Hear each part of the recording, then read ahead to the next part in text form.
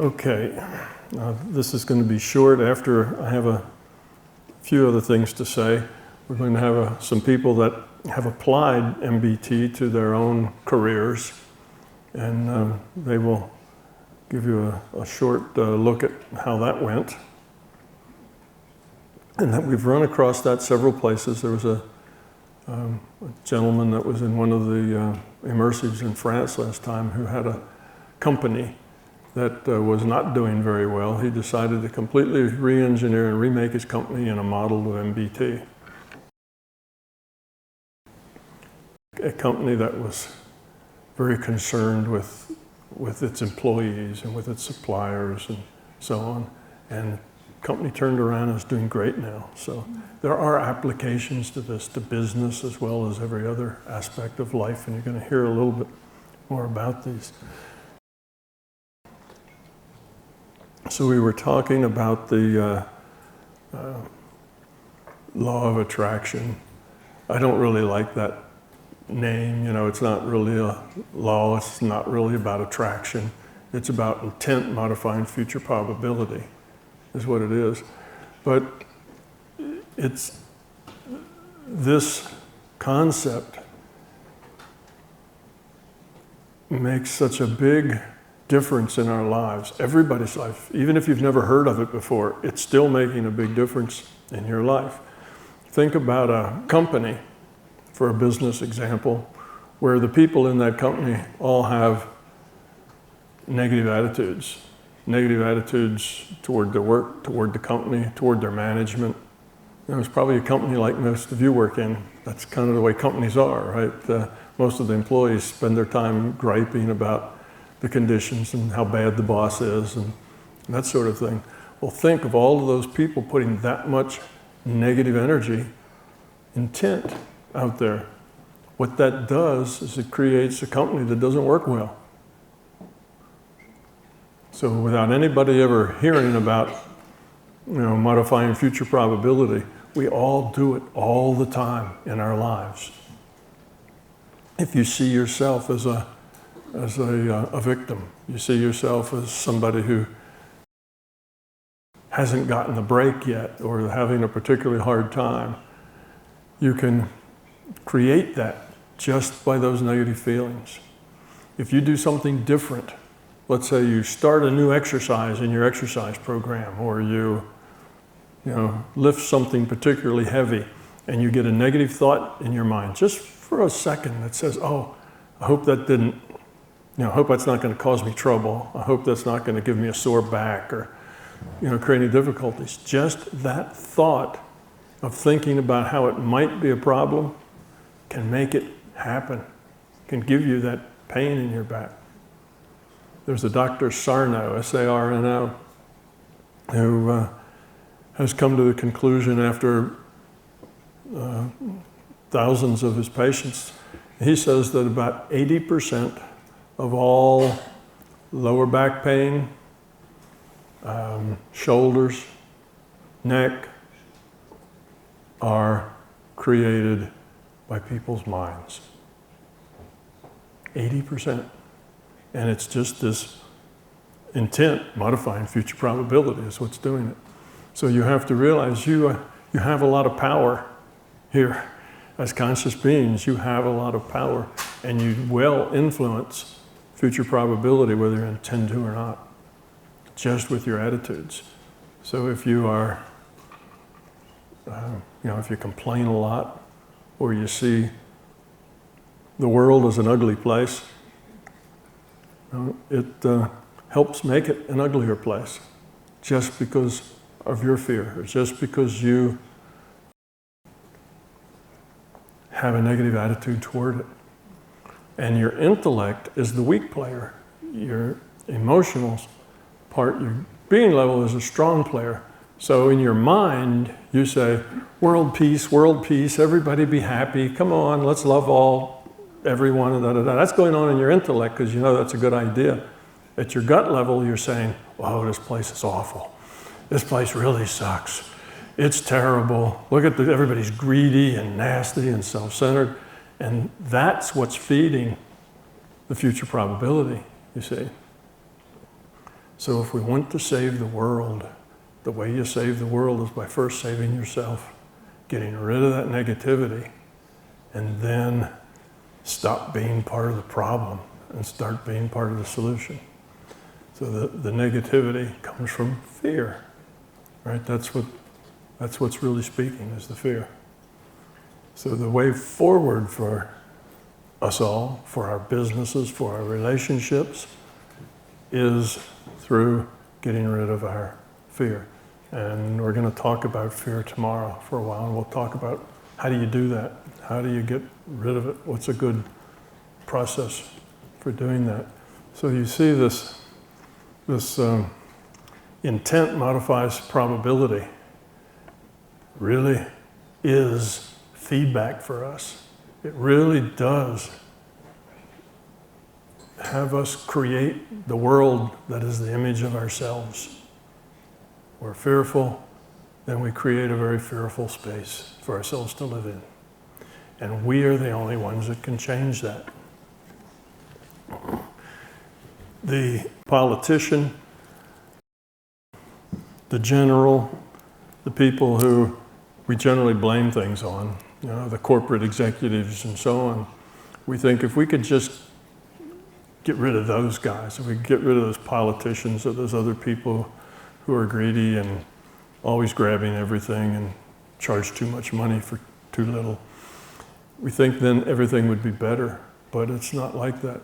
The people who we see as the problem are symptoms of our system. They're symptoms of our low quality of consciousness. They're not the cause of it. So you can get rid of that nasty dictator, but in a generation or so, he'll be replaced or she'll be replaced by somebody very similar, because that reflects us. So how do you make the world a better place? Get rid of your own fear. When you get rid of your own fear, you help everybody who's around you to get rid of their fear. We're all netted. And that will help others get rid of their fear. And that's how we change the world, is by changing ourselves. Not trying to fix symptoms, which is the nastiness we see around us. Is just a symptom. The problem is a low quality of consciousness, too much fear.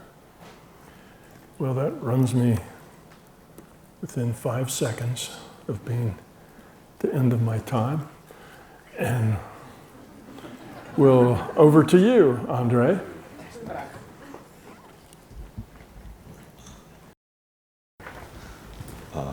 Proszę Państwa, nazywam się Andrzej Butra, jestem a big bravo for Tom, by the way.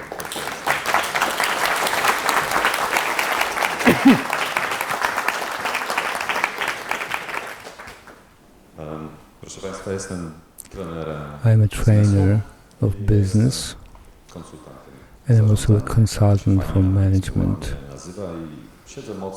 and I'm quite firmly established in corporate world.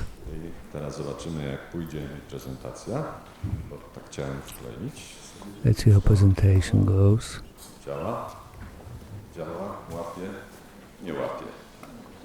No i to się nazywa, poszło. To będzie mała reklama, to jestem po prawej.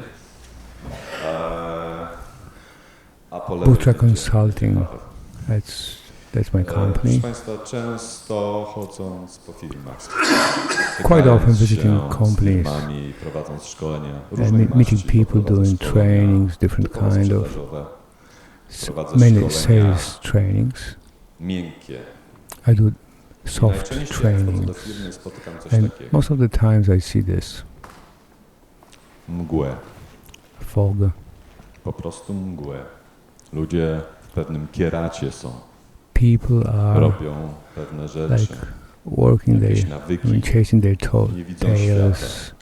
They're just locked up in their habits. They can't see the world. They just behave like robots. W kółko idą dosłownie. I mówię tutaj, użyłem słowa mgła. I said fog. Tak naprawdę to z angielskiego mgła, fog, składa się z 3 in reality słów. It could be an acronym Fear, for fear, obligation and guilt. I te trzy rzeczy And these three things nas napędzają. Napędzają na pewno świat korporacyjny lub też work in a corporate world and in biggest and also utratą pracy.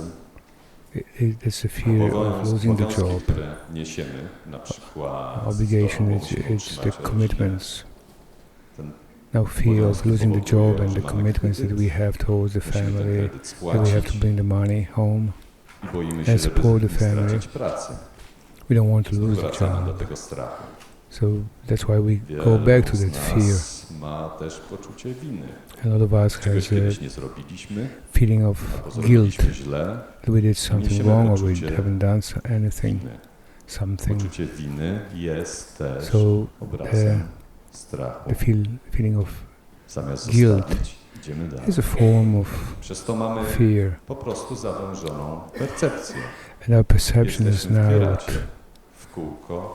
We are in a vicious circle. So instead of going out of the fog and get a better perspective, all the time we're in this vicious circle, and it is possible to get out. A few more words. How we do function? How the vicious circle works? Difficult situation happen to everybody. That's why we're here, to learn, to experience, meet challenges. We made some goals, some attitudes, and they've been done when we're small, 4, 7 years old. We're already programmed, which determines our reactions, our family, our closest people, and our environment, school, religion, culture, and the country, or locally, a quarter of the town, etc. It's different layers of environmental pre-programming, social programming, hypnosis. So when we have those filters, through these filters we perceive surrounding world. And look further, through these filters we react in certain patterns. If we see the world that is vicious and dangerous, and our reactions, our attitude is defensive. So if somebody cuts us off on the highway, then we think they're bad people. And then there's consequences of these reactions. If the experience is negative, it increases our posture, our attitude, bad attitude. If we see the life as hard, we perceive it as hard, then we work hard, and etc. And now I will refer to MBT Tom's theory to my job. The reason is I try to help companies, and two words that fit to corporations is entropy, in other words chaos, degeneration, and the opposite synergy. So building the company and building a responsible business. So entropy is fear that paralyzes and restricts our perception, and on the other hand is we've got synergy or love. So if you had different bosses in your life, the bosses either female or male, Some are good and some are not good. Some of the Polish businessmen who about 20 years ago started the business may have big ego. I am the best boss, I know everything and you don't know anything. You're here to clean. Or a client that comes to the shop and is loud. Why does he behave so?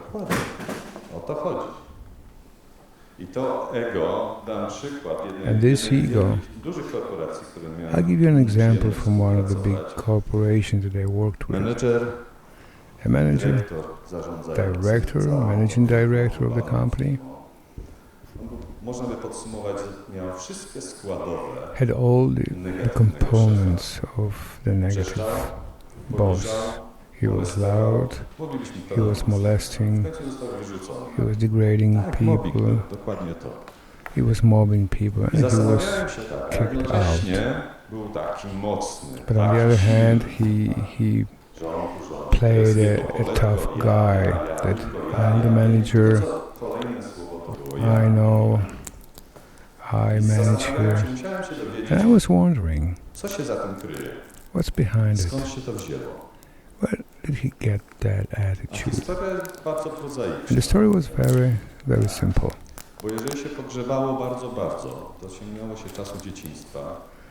Because when we look back into his childhood, when his parents died in an accident,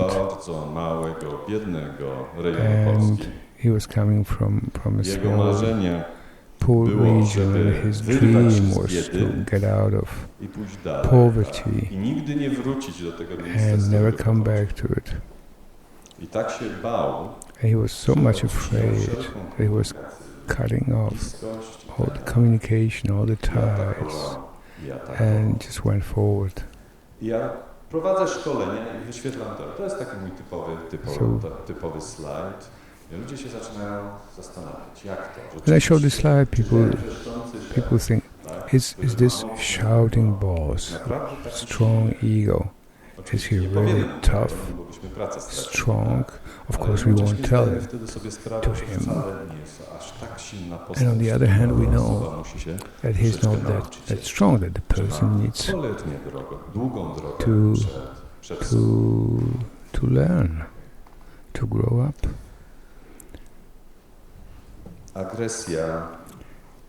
Aggression, on the other hand,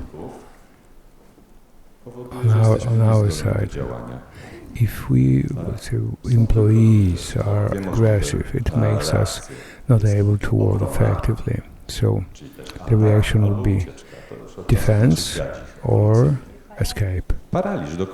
So we're paralyzed. And people in these situations, having such bosses, they can't function. There can't be an innovative company. There is no place for a new idea. And these things happen in companies. And here I would like to cite Tom. Two things. If we eliminate fear, we optimize the flow of information in the organization. People better cooperate, they integrate, and their teams become productive. They get rid of schematic thinking and egoistic thinking. They become innovative, and they much easier and faster solve the problems. And by the way, they are more healthy, and they get on sick leave seldom.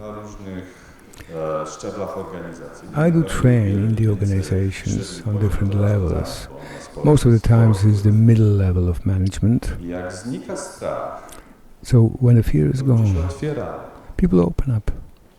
They open up, and we hear the ideas that they haven't heard, they haven't generated before. So in such situations, sometimes in difficult situations, when people open up, they find solutions. I mean, the safety, the feeling of safety makes it possible that people open up. And this is very interesting because this opening is contagious. It's like water in a glass. When the glass is overfilled, it just spreads to other departments of the company. Tam nie będzie nic, będzie fajnie.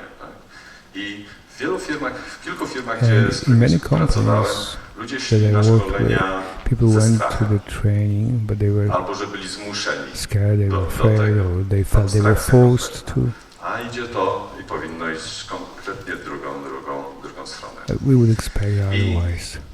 Poza tym proste metody typu posiadanie agendy szkolenia, spotkania. Like having an agenda of the training, of the meeting, people know what to expect.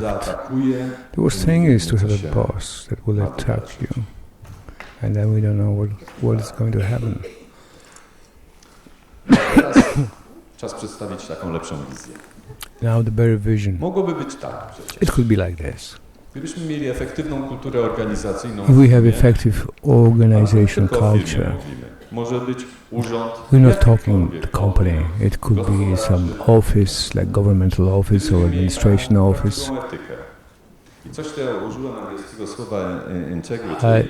If we had integrity or real ethics, ma wiele znaczeń, ale one bardzo fajnie wchodzą w tą. This word integrity suits here well.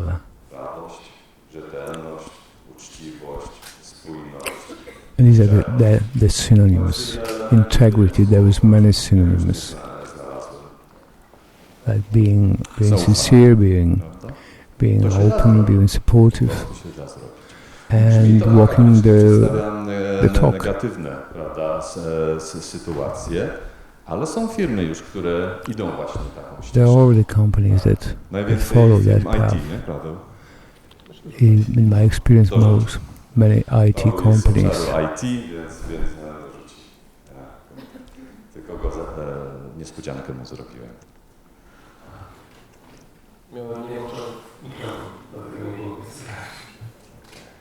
Więc obszar zdecydowanie IT, są firmy, które wprowadzają różne rzeczy, które można by uznać jako abstrakcyjne, tak?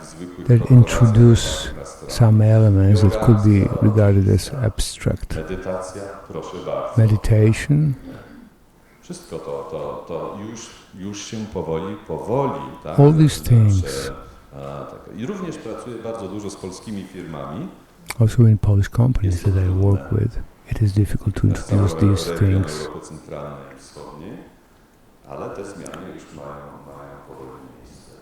So it's difficult, but these changes are implemented, and these techniques. Is it possible that we care about workers, not like a person number in an Excel sheet, but as individuals, as persons? It is simple. Or if we care about our clients, customers, if we care for them, not looking at them as the source of income, just to honor a person, a human being, and the customer service. That's also very important, neither working like a robot, but the control being polite and honor that human being, that individual. What about the vendors? Especially in big supermarket chains. Then the vendors are squashed with the prices and other conditions. But the vendors are just an element of a chain, and they have their own vendors of goods and services. Invoices that are issued, they have a deadline like 14, 30, 60, 90 days. The company has the money, but pays the last day, or even later. Why? Interest. To są takie rzeczy. Or we're just squashing the Każdy vendor. jest w tym łańcuchu. Everybody is an element in the chain. It's a customer and it's a server. Now, what about marketing? Informative marketing, showing what makes sense, what we offer. Idziemy dalej. Jeszcze kilka i popatrzmy sobie. Słuchajcie, mniej strachu, tak? What if we had less fear? To jest współpraca, współdziałanie, lepsza It's cooperation, aktywność zespołów, tak? Nie ma strachu. which means better efficiency, effectiveness, innovativeness, and easier problem solving. People come, they sit, A nie boją się odezwać. and they discuss the problem. I've seen many companies that people didn't want to open the mouth and speak up. They were afraid of their managers. Jak z tego wyjść? How can we Czy da get się out of this trap? No to How? powiedzcie jak. Tell me how. Brzmi We górnolotnie, should prawda? accept and love. Żebyśmy się przeramowali. What else? Co Just jest to jeszcze reframe ourselves. Jeszcze raz proszę. Dane wstępne. Dokładnie, na wejściu. We need Dokładnie. basic information. We need data. No. Słuchajcie, to są... Uśmiech numer 7. Smiling. Dobrze. Co jeszcze? Empathy. Tak. No mówię, rzecz, którą najczęściej, z jaką mam do czynienia, The thing that I most of the dostaję times zlecenie see. pod tytułem budowanie zespołu. I get a task of team building, because that's the corporate classics, and it ends up like this. I ask questions. Zlecającym lub panu zależy. I'm talking to the manager who buys the training. Nie, to nie What do you interesuje care w tym for? momencie. What do you want to Interesuje, achieve? na czym pani zależy? I w jednym z banków And in one of the banks, taka sytuacja miała miejsce. Mieliśmy oczywiście szkolenie z we wystąpień had publicznych. such situation, and we had to do Pytałem the się, na czym pani training. So I said, "What do you care for?" Co właśnie zredukowali nasz dział, tak, And połączyli he said kilka działów. that we were Chciałbym cutting przetrwać. people, and several departments were merged, and they would like to survive. Pani potrzebuje. Pierwsze, chciałabym udowodnić, So, że what to do you jest need? moje miejsce. First, I would like to know that this is my place, and I'm afraid of my future. No to pytałem, to może dla wszystkich zrobię So maybe I will zarządzanie do stresem. stress management for everybody. Miały być wystąpienia publiczne, tak? And the topic was to have a public Czyli speaking. zupełnie do czego innego. So we Zazwyczaj changed potrzeba the jest topic. zupełnie inna. Nie drodzy, to takie zadałem, my wiemy. Ale są też rozwiązania i też będziemy dzisiaj o tych rozwiązaniach There are also solutions. rozmawiali. I myślę, że Paweł chcesz teraz też. I will talk, Pawel will talk about other solutions. A ja sobie idę.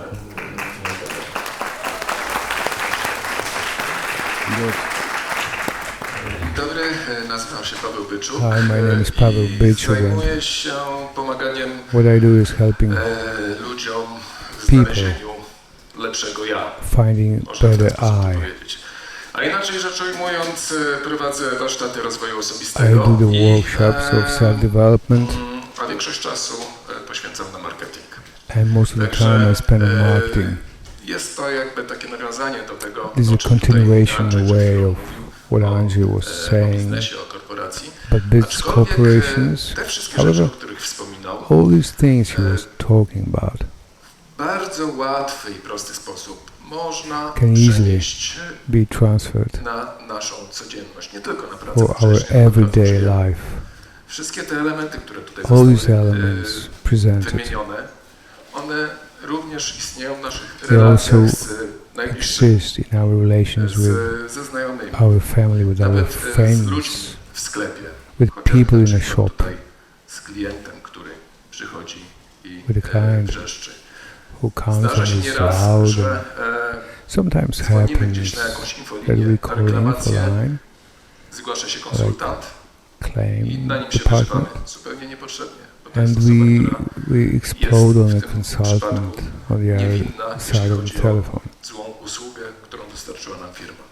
The reason was bad sales, but let's leave it on side. Nawiązując do tego, co Andrzej Continuing wspomniał wcześniej, Andrzej's jakie są metody? Tutaj już padło, thinking, what żeby kind of zredukować methods stres. we have. Andrzej mówił o tym, First, że what was said, kiedy stress miał reduction. zamiar zrobić And he said szkolenie z wystąpień when he publicznych, planned to do the okazało public się, speaking że training, trzeba zrobić there was a szkolenie z zarządzania stresem. different Stres need for jest stress jedną management. z przyczyn Stresses chorób cywilizacyjnych, obecnie is jedną z najważniejszych. Przyczynia się do a reason chociażby for so-called zawałów serca, w ogóle chorób układu diseases krążenia, of co jest civilization, oczywiste i o tym od dawna się like mówi. heart Ale również attacks. jest odpowiedzialny za It nowotwory, is also responsible for co wydaje się nie takie cancer, for oczywiste. diabetes. Kiedy się jemu przyjrzeć If we look bliżej, closer zobaczyć w jaki sposób oddziałuje na organizm, and see wtedy how okaże się, stress że rzeczywiście works on a body, to połączenie między stresem then we see the a connection between nowotworami jest jasne stress i and proste. cancer is W niektórych clear firmach, and simple. O czym In też some tutaj już companies, było wspomniane, szczególnie w branży IT, especially in IT, które to firmy są często corporations, uznawane za najlepszych pracodawców. this IT companies plebiscyt are coroczny regarded quite often as the best i od lat employers. słychać, że na przykład na polskim rynku And najlepszym in 4 years pracodawcą in Polish jest market we albo hear Microsoft, it's either Microsoft albo or Google, Google albo jakaś inna firma or some other technologiczna. IT I tego być może company. nie widać tak na pierwszy rzut oka, czemu tak się dzieje, and maybe we ale don't, te firmy it zapewniają can't be seen why. opiekę swoim But the pracownikom. reason is that these dbają o companies, pracowników. they take care of their Ciekawostką jest coś employees. takiego, And że the interesting takie thing firmy jak is that, IBM czy that chociażby Google IBM or Google, oferują swoim they pracownikom offer to dość their nietypowe employees zajęcia quite w godzinach pracy. Na unusual przykład medytację albo things like wspomnianą meditation przez Andrzeja jogę.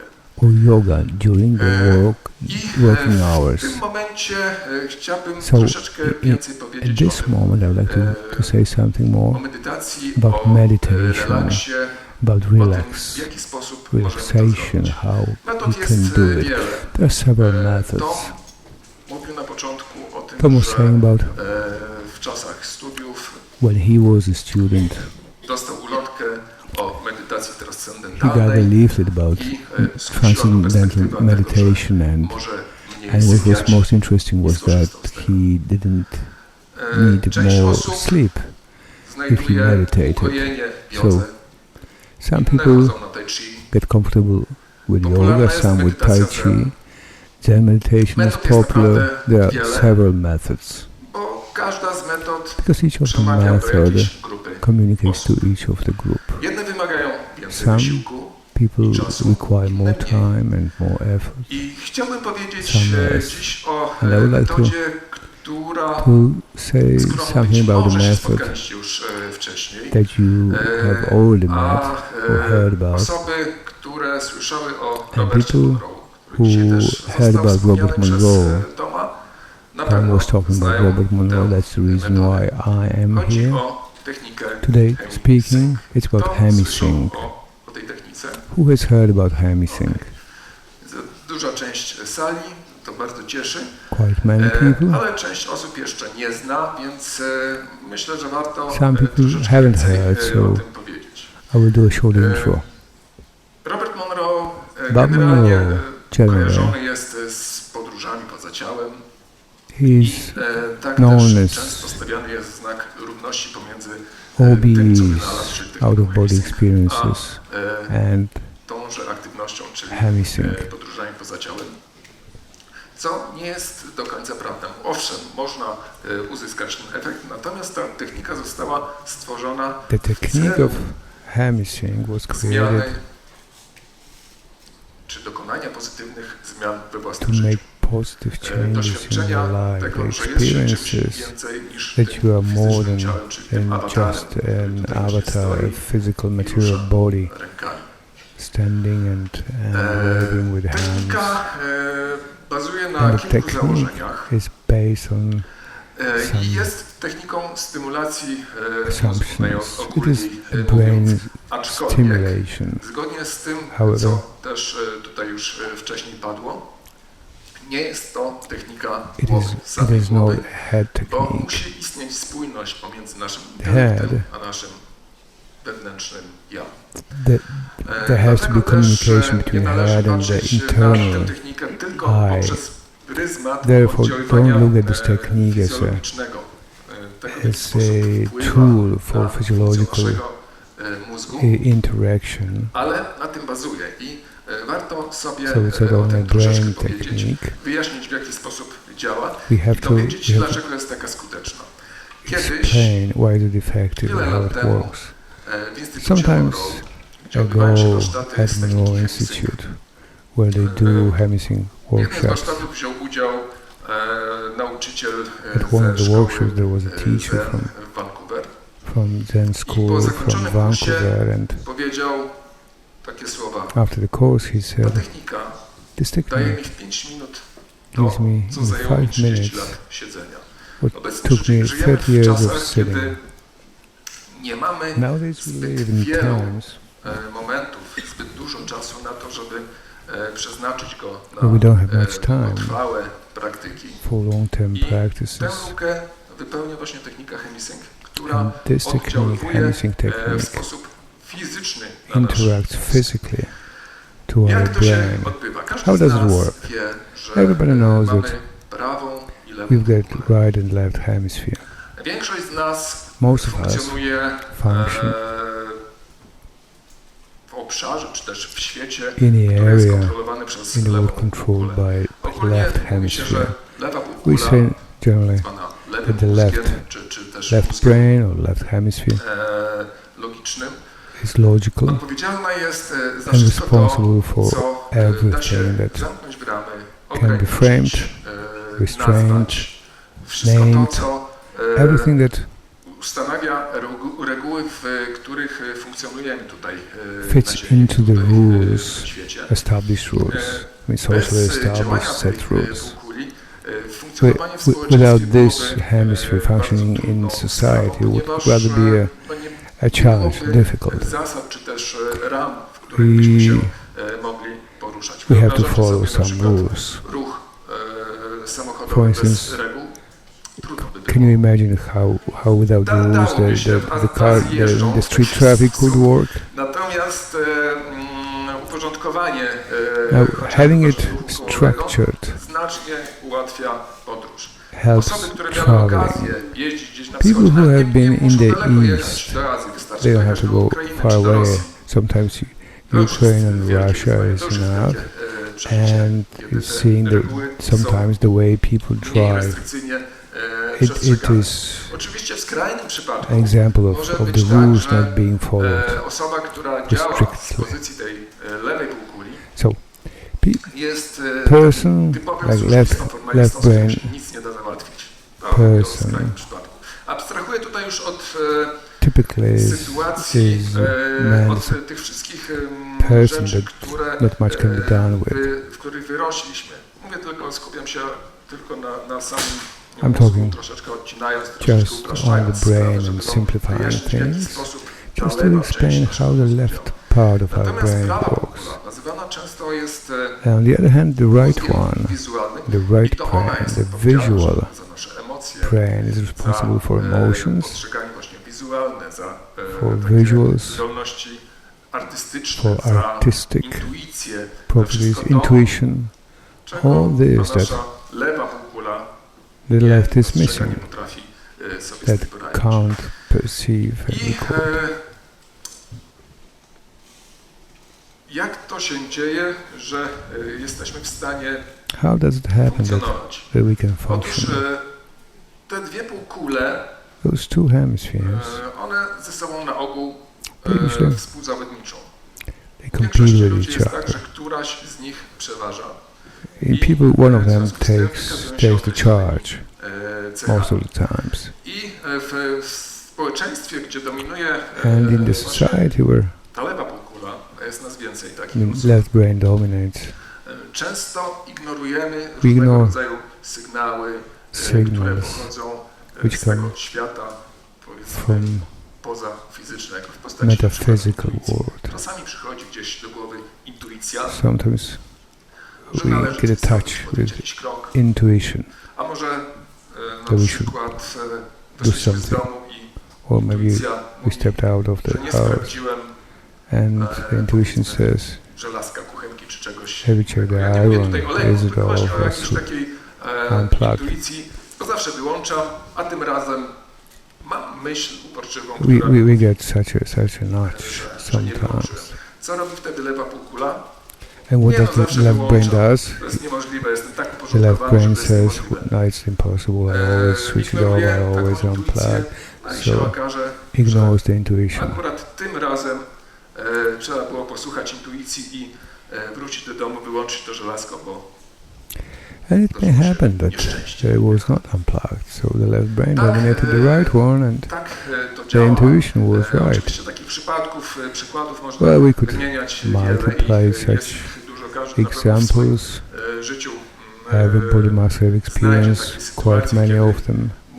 kiedy sobie pomyśli, ach, gdybym zrobił wtedy tak, jak mi przyszła And ta think, pierwsza myśl. if I did at that time this and To właśnie jest to this, współzawodnictwo how would be? półkul That this is tej this competition between lewej, the która right and the pragnie left. przejąć kontrolę nad The left całością one wants to procesu control. myślowego, nad całością procesu postrzegania. I jak to zmienić, jak to naprawić? How to To mówił o balansie fix it?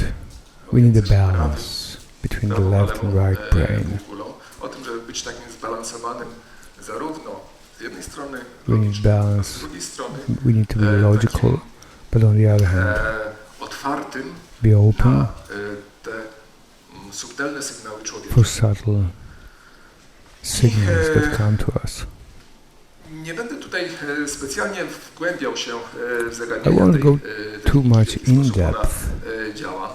Chciałem tylko zwrócić właśnie uwagę na to, I would że like to take your oparta jest attention o to tę dwoistość naszego mózgu, o potrzebę to this duality prowadzenia of the harmonii i brain równowagi pomiędzy and the oboma need to lewą harmonize, i to prawą. bring into harmony and to balance działa? both hemispheres. How does it work? Zaraz będę was katował nieprzyjemnymi dźwiękami, żeby pokazać, w jaki I'll sposób, turn on the ale najpierw sounds powiem. now, but W ten sposób sugerujesz przykre doświadczenia i nieszczęście i niepowodzenie. you Tylko suggest mówić, okej. saying Dobrze. that there will be sorry Zaraz się sounds, przekonamy, so w jaki you sposób suggest rzeczywiście to some sorry brzmi. experience Tutaj should dałem also się come in. złapać. Jak powiedziałem, mamy lewą, prawą półkulę i żeby je zsynchronizować, żeby So to doprowadzić synchronize do two tej brains. synchroniczności, do współpracy lewej i prawej. To make them work together. Wymyślono taki sposób, że można to zrobić za pomocą dźwięku. Kiedy They do it with do the sound. jednego ucha podamy jeden dźwięk. If we put one sound to one ear, like this one, Co, podoba się? is it a nice one? To słyszymy taki jednorodny ton dla jednych bardziej miły, We hear dla the tone. mniej. I no, ten dźwięk jakby jest słyszalny, niczego nam tutaj złego, czy też jakoś szczególnie dobrego nie robi. Do drugiego ucha podamy To the other ear, we get a different tone, like this one. Efekt jest taki, jak słychać. O, nie to miało być. I teraz, kiedy nasze uszy So słyszą te when dwa our dźwięki, ears hear these two tones, próbują je w jakiś sposób zgrać ze sobą, They ponieważ try słyszą pewną różnicę. to manage Tu jest both. jeden dźwięk, tu jest drugi. There is a difference Różniące between się the tones. o pewną częstotliwość, o kilka So the herców. brain tries to I w efekcie mamy dźwięk, somehow który brzmi mniej więcej tak. Z tym, że to jest dźwięk join pozorny. this.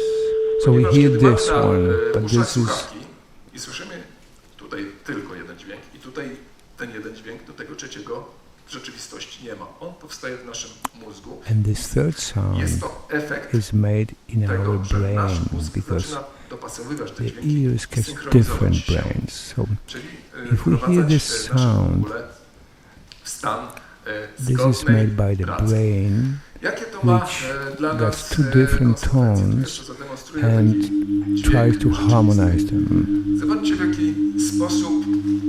And now the process of synchronizing hemispheres by the means of the tones. How does the brain change?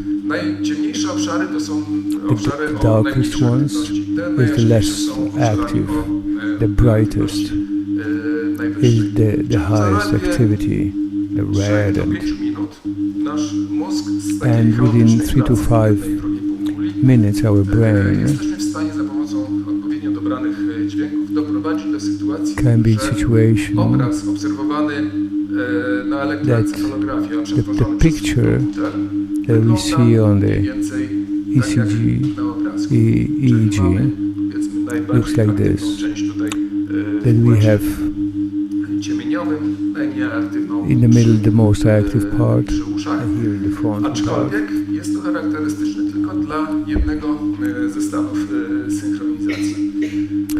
So this is the process of synchronization, how it looks like.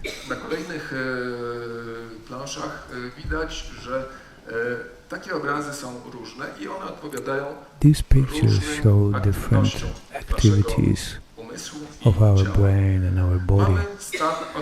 The top one is relaxation and rest, something that we need to lower the stress or eliminate it, and to put yourself into a positive state for both the body and the mind.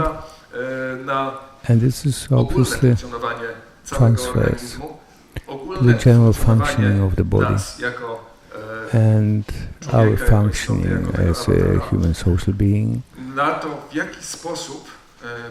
how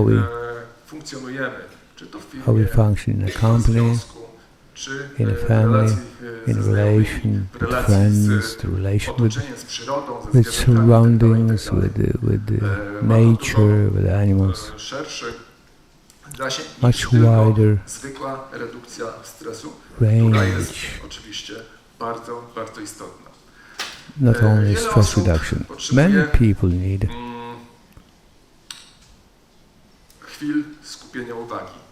concentration and focusing when reading a book, learning for an exam. And look at the second picture, just the one in the middle. This is the state of high alertness and focusing, concentration, of attention. And in the bottom we have two pictures which show the brain for sleeping and meditation. And the tones, the special tones, specially generated, we can bring the brain into one of these states which can be utilized. I would like to mention here that it doesn't happen, it is not invasive, I mean we have to allow it.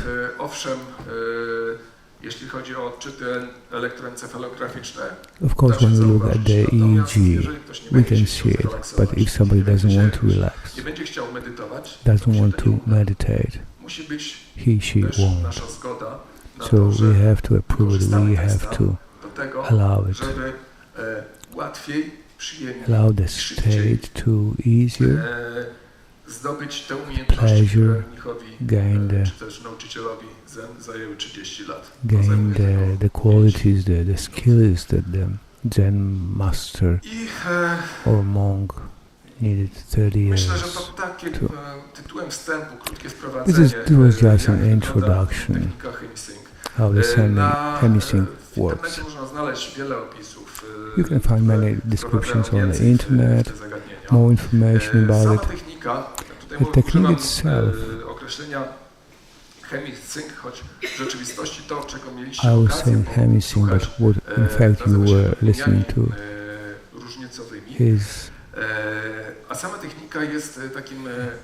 is called differently.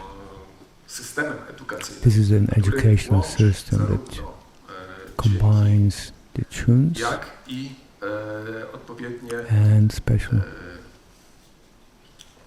instrukcje ułatwiające instructions czy to stanu medytacji, czy to for meditation, for relaxation or w jaki sposób to concentration. można wykorzystać? How can we Tutaj utilize, będą how się can pojawiały takie, we use? czy też już się pojawiały informacje o tym, w jaki sposób We możemy already had wpłynąć some na nasze information otoczenie, how w we jaki can sposób możemy wpłynąć influence samych, our na to, surroundings, how we jaką can kondycję ma influence nasz awatar. ourselves Tej techniki on our i avatar odpowiednich ćwiczeń condition. można So użyć this technique and the poprawić naszego zdrowia exercises fizycznego. can be taught for To się rozumie samo our przez się, jeżeli redukujemy stres, health poprawiamy improvement, naszą kondycję fizyczną i emocjonalną. emotional condition, Do zwiększenia kreatywności, for improving produktywności.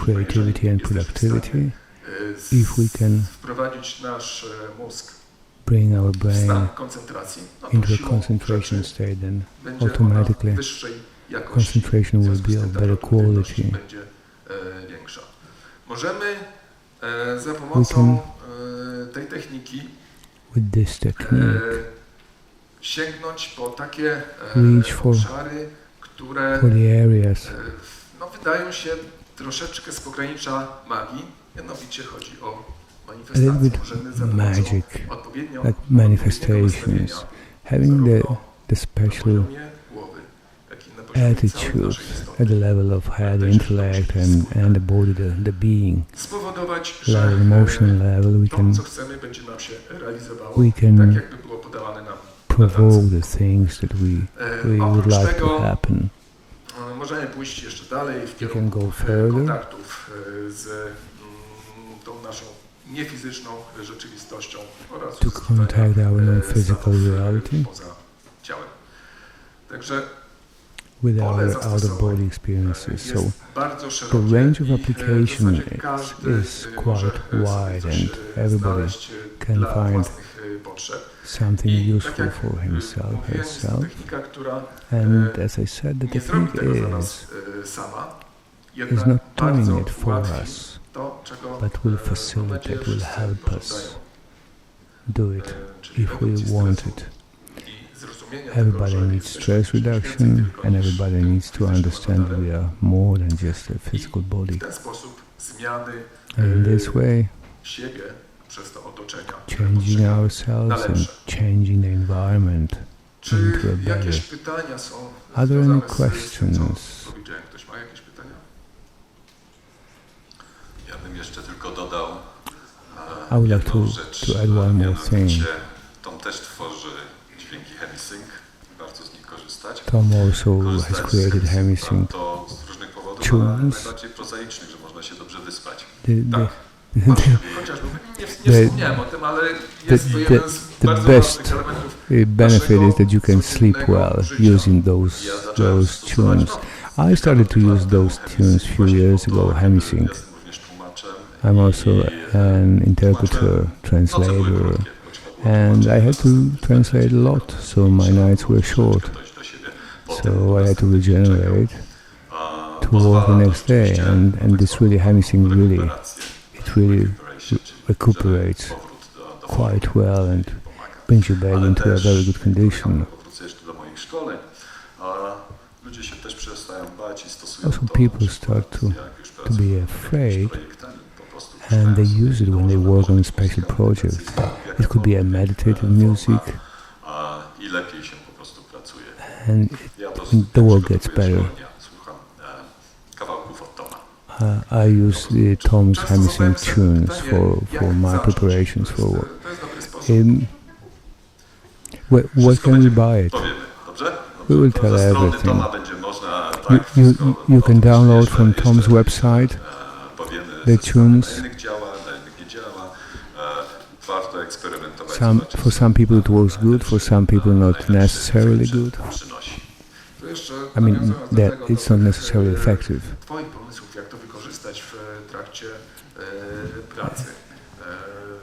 I like your idea how to use it Są takie właśnie ćwiczenia when the day is too short, and there are special exercises to help ułatwić nam to funkcjonowanie w to function naszym korporacyjnym, in our codziennym corporate, życiu, in our everyday właśnie life poprzez through taki, że tak powiem, skondensowany sen.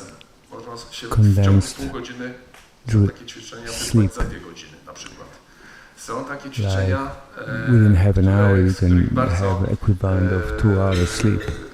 Do których korzystania And there are bardzo special exercises które umożliwiają, że tak powiem, uzyskanie pewnych efektów na żądanie. to get like some effects on demand, like mamy stresującą pracę. if we have a stressful job, I w czasie pracy potrzebujemy and during the jakiegoś work we need momentu, żeby a moment zrzucić z siebie to cały ten get rid of this tension, reset, to zrelaksować. reset ourselves. Ale czas nam nie pozwala, But we don't have time ponieważ jest taki nawał because zajęć. there's so much to W do. związku z tym jest So taka specjalna seria ćwiczeń, która there's a series umożliwiają of nauczenie się exercises błyskawicznego which help relaksu, który odbywa się mniej więcej w very takim czasie. fast do the relaxation like this. I czujemy się jak po sesji półgodzinnej. And we feel like after half an hour session, Oczywiście trzeba do tego się wcześniej przygotować, ale później efekty you have to prepare for this, you have to do some preparation, some training, but it's possible. Gdzieś szukać jakiegoś zaciszonego miejsca, które And it helps to regenerate, so we don't need to look for a special place, like a quiet place if it's not available.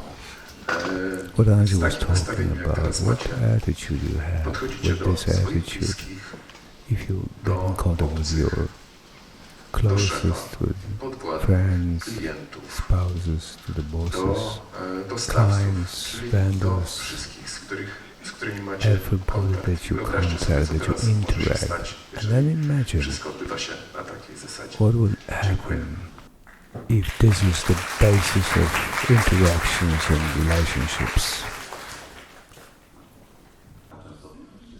We stay with these frequencies. Jeszcze 2 rzeczy. And 2 more things, Do świata szkoleniowego. I dosyć typowa rzecz. Na pewno słyszeliście Typical situation you probably had w życiu, ale też w pracy taki komunikat. on the job, Ty zawsze. something like that. A to pozytywnie. A ja pojadę teraz negatywnie. Ale zobacz. To bardzo dobrze. You Ale czasami always słyszymy or właśnie, ty zawsze zostawiasz skarpetki You always rozrzucone leave gdzieś tam. leave your socks Albo around, ty or nigdy nie przygotujesz you raportu na never czas. prepare reports on Potworne time. słowa, prawda? Terrible Dokładnie. words, To są aren't najgorsze they? słowa, jakie można. Chciałbym, żebyśmy też 2 rzeczy jeszcze wzięli dzisiaj z sobą. I would like to take home 2 Tak more zwany things. komunikat ja. The message I. To nie znaczy komunikat ja i moje wielkie ego. It doesn't mean Wręcz my ego, just the to jest opposite. wyrażenie siebie It's expressing różnych yourself in sytuacjach, different które są situations that are stressful. i szczególnie w pracy i nie tylko. On the Nie job, rozmawiając not z klientem, only. który na przykład wrzeszczy. Also Bardzo talking to a zastosować. client, Nie ma nic prostszego, a There's opiera się na 2 elementach. nothing more simple. ty, It's 2 To elements. ja. When you, then I. Klient na przykład. Kiedy ty na When mnie you- wrzeszczysz, If you when you shout on to ja się me, nie mogę skoncentrować. I can't concentrate. I can't work with To you. jest pierwszy krok That's the first step do asertywności. for assertiveness. Kiedy ty rozrzucasz When skarpetki, spread things around, to boli mnie to. To czuję, że nie jest to I ważne. feel hurt. Albo jeżeli macie nastolatka w domu, Or if you have do a niego teenager at home, przypadkiem and powiemy, sometimes we tell him, you nigdy you nie never słuchasz mnie. Nastolatkowie, listen to me. nastolatki słuchają. Ale powiemy, They do, but kiedy ty mnie nie słuchasz, if you don't listen to to me, czuję, że nie jestem dla ciebie then ważny. I feel not important to you. Rozważcie to. Just Bardzo proste consider narzędzie. this. I kolejna jeszcze jedna rzecz. And the last Bardzo thing, zbliżona, pozytywna informacja zwrotna. Jeżeli jest pracujemy w positive firmach, feedback information. If zazwyczaj you work in the informacja zwrotna companies, bardzo często jest negatywna. always the Nie ma feedback czegoś is takiego. negative. Znaczy, jeżeli jest, to znaczy, że jest niezła kultura organizacyjna w firmie. If you get a positive Często się feedback, nazywa then to jak it's a sign gwiazdek, of tak, że a good corporate culture. Positive feedback opiera się na dwóch F. Has To jest dokładnie two to samo, co było przed F's. chwilą. Facts And feelings. To, że przygotowałeś coś dla mnie. Na That przykład you prepared something for me, a report. It makes me feel great. I can present it in front of my boss, which you did. And then you have to refer to the facts. Refers to the feelings. Look, two things, the facts. Kula mózgowa, Which hemisphere? fakty, lewa półkula. Left. A feelings to są... And feelings I to jest połączenie tych dwóch. is the right hemisphere. Proste narzędzie. Warto je zastosować. Wychodzę poza linię teraz. Proszę Państwa, Paweł i ja dziękujemy za tą część. We thank you very much. I jeszcze jedną rzecz. One more thing. Zrobimy za chwilkę sobie 10-minutową przerwę, po której oddajemy całkowicie scenę już Tomowi. We make a 10-minute break and then Tom takes over till the end of the day. Redakcję Nieznanego Świata. Tak? Czy jest redakcja Nieznanego Świata z nami? Zniknęła redakcja? Nie, nie zniknęła. One announcement. W imieniu redakcji. Announcement Tak jest. from the magazine Unknown World.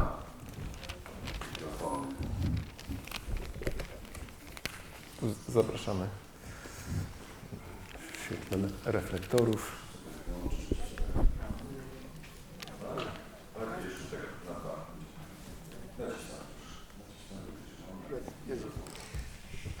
Tylko w imieniu redakcji. Witam Państwa. Chciałem po prostu On behalf of the magazine, I would like to remind you zakomunikować, że or inform that in the third edition of Nieznany Świat, you've got my big toe of Tom Campbell's in Polish described very well. And also we will have similar topics, so I would like to recommend if you look for something to read. Nieznany Świat is the one that may meet your expectations. Jakieś takie nieznanoświatowe, jakieś takie, jakby to powiedzieć, do określenia, nie takie konwencjonalne, czy takie ciekawostki. Nie, naprawdę stało się to czasopismo poważnym i dającym dużo wiedzy na temat nieznanego. Zgadza się. Tyle. Nie chcę Państwa Thank you very much. I taki ostatni komentarz, ponieważ nakład, jeśli chodzi o marcowe wydanie, papierowe jest wyczerpany, ale również można wersję elektroniczną zakupić poprzez stronę internetową. Information about the electronic Polish version of Nieznany Świat and about the article that Andrzej wrote about my big toe of Tom Campbell. Thank you very much, Andrzej and Paweł. So short break and Tom takes over. Proszę Państwa, ale mam mikrofon w tej chwili. To super. Proszę Państwa, 10 minut przerwy i wracamy i działamy wspólnie z Tomem teraz. Dobrze, za 10 minut zapraszam. 10 minutes. Well, we get to do questions and answers now. It's my favorite part. So we can just pick up where we left off, and we have as much time as Andrzej will give us.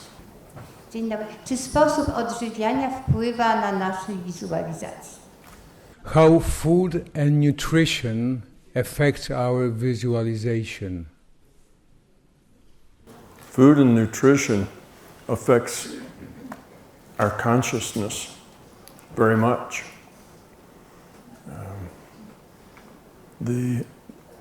The one food that is probably the most problematical, other than the obvious, hallucinogens and things like that, the food that's the most problematic is sugar.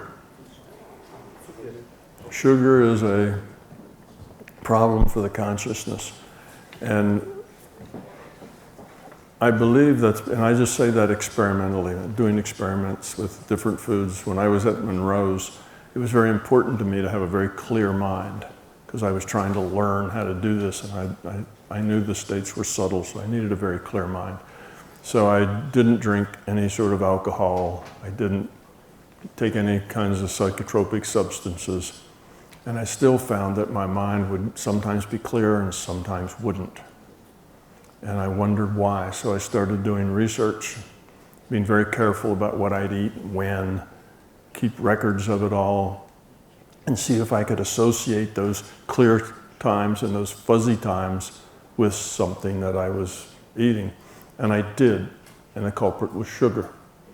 I found out that if I had anything sweet within about 4 hours or so of going out to the lab, I had fuzzy experiences. And then I tested it quite a bit after that. And my theory about it is that your brain, of course, is just a virtual brain. This is a virtual body. But the virtual body and brain set the constraints on what the consciousness can do with the avatar, according to the rule set. Okay, that's what the body has to do, how the body interacts with the consciousness. The body sets constraints according to the rule set, because the body is a product, an evolved product of the rule set.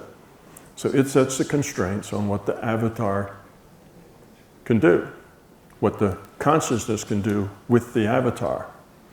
So for instance, if you have brain damage, say you're in an accident, you get hit in the head, you have brain damage, that means now that your consciousness has to play a damaged avatar.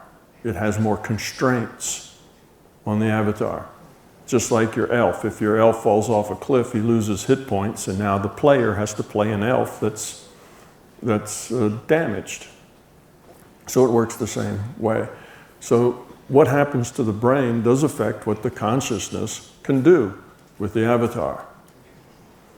And the biology, which is the rule set of the brain runs on glucose. Glucose is a very important element in the whole body.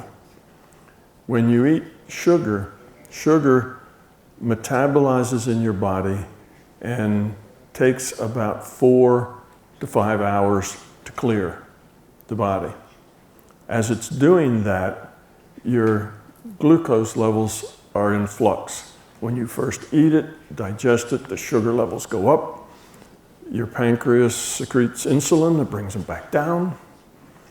And then that insulin tends to be used up, and they go back up.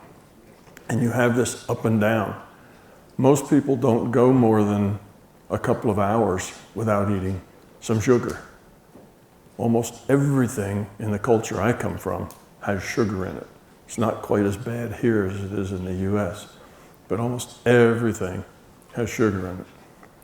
So that means that the sugar, the glucose levels in your brain are unstable.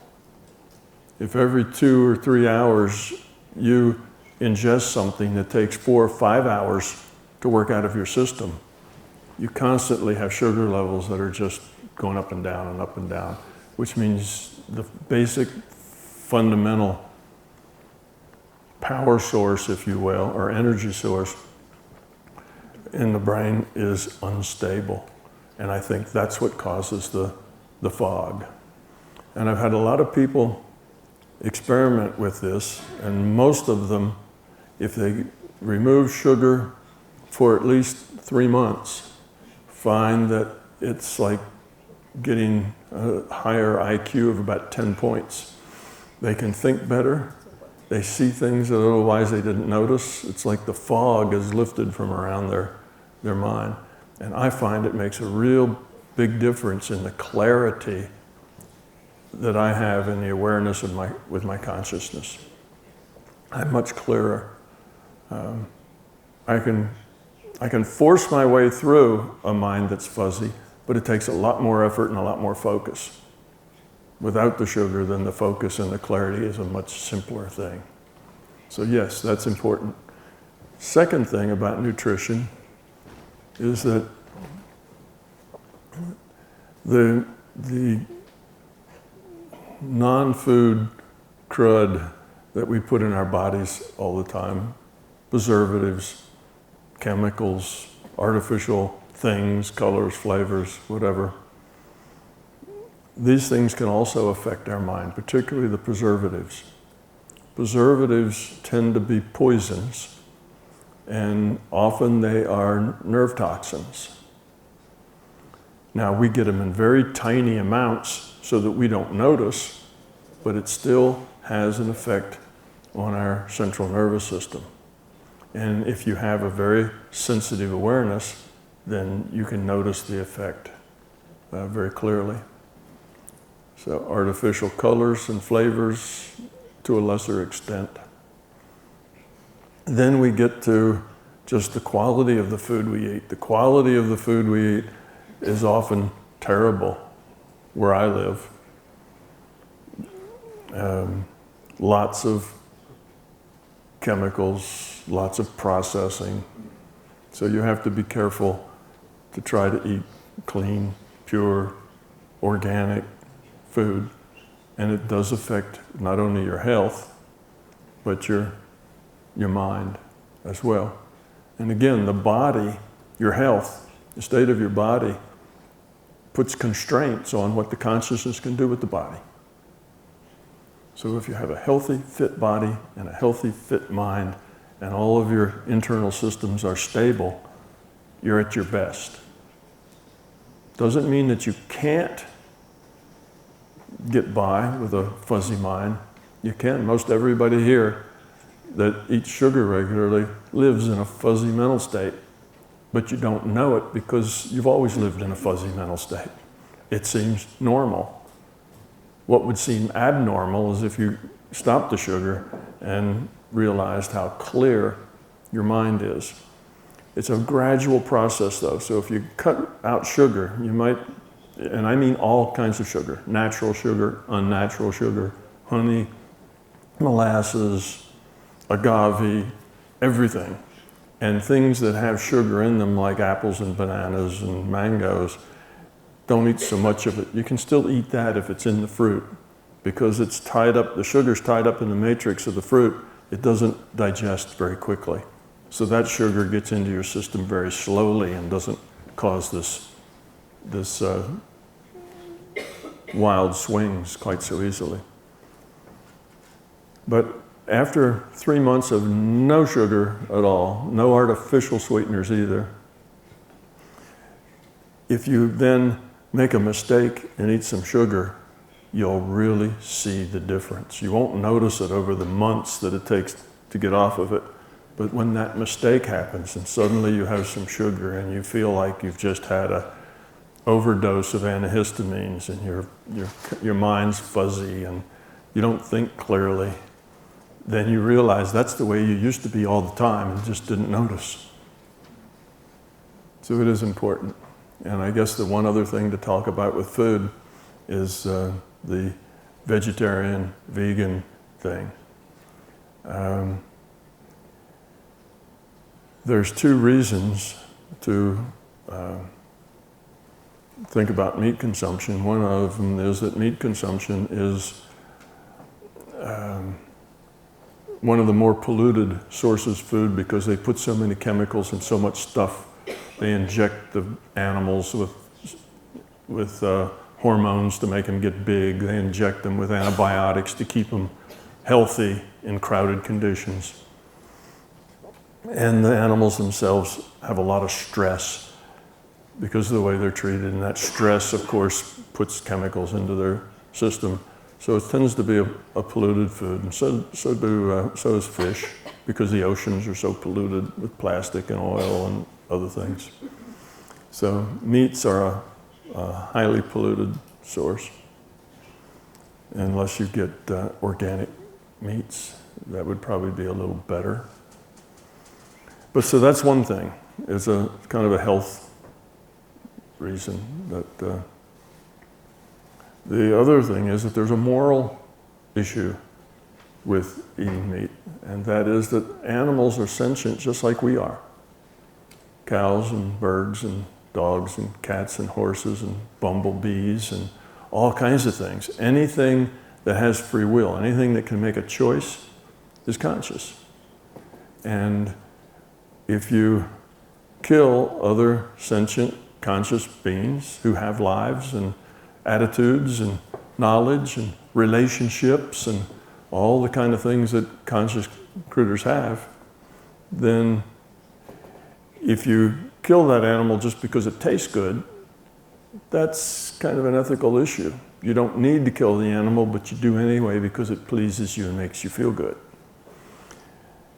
If you have to kill that animal to survive, well, that's just the nature of our reality. That's different. If you live off the land by eating the fish or the game that you kill, then that's the way our reality works. That's what the bears and tigers do. And we would too if we were in that kind of environment. But if you live in an environment where you can live very well, very healthily, without killing things, then to kill things unnecessarily becomes a moral issue when these things are sentient beings. So that's about all I know about food. I probably said more than you wanted to know. What about DMT and mescaline? And you'd probably want to put ayahuasca in that group as well. Okay. All tryptamines. All tryptamines. Yeah. They are all tryptamines. Yeah. I get that question a whole lot. It's a question that there's always some people in the audience that want to know about that. Hallucinogens do indeed put you into the larger state of consciousness. It's not like that's a hallucination that you make up. It's a real experience that you have. But in the long run, for most people, it's not helpful. It's actually unhelpful. So I do not recommend it. The times that I have talked to people who actually benefited from taking hallucinogens is when they took it once or twice, just a few times, and then realizing the nature of reality from their experience, let it go and began to learn how to explore those spaces on their own. Then it was like an eye-opener. It woke them up, but then they went to do it themselves. The reason doing it yourself is important. You don't grow up because of an experience. You take a pill or you do whatever you do to get the drug, and you have this experience. Experiences don't make you grow up. You have to grow up. You have to change yourself at the being level. To change yourself at the being level, the experience has to be part of your growth path of developing yourself, getting rid of your ego and fear, that sort of thing. Not just taking a chemical substance. That's like, oh, wow, that was cool. And then crash, you come back down. But you didn't really learn anything. It's not part of a continuing growing experience of getting rid of your fear. It's just taking a chemical. So people who do drugs regularly tend to feel like they are more grown and feel like they're more spiritually advanced because of their experiences, but I generally find that they are not. They just tend to feel that way because they have had real experiences in the larger conscious system. And because of that, it may have affected them in a sense of your experience of connecting with the larger conscious system. And that's a big experience, and it does change you. Okay? But unless you can take that and build on it to get rid of that fear, then you're kind of stuck there. You can just repeat the experience, but it doesn't really move you down a growth path very efficiently. And the downside is that because the experience is so easy, it makes it harder for you to actually do the work to have the experience on your own. When you do it on your own, it's a whole process of growing up and dealing with your fear that you go through in order to have the experience. If you're fearful, you have a hard time having that experience. If you can't get into your being level, you have a hard time having that experience. If you can't hold a meditation state, you have a hard time getting that experience.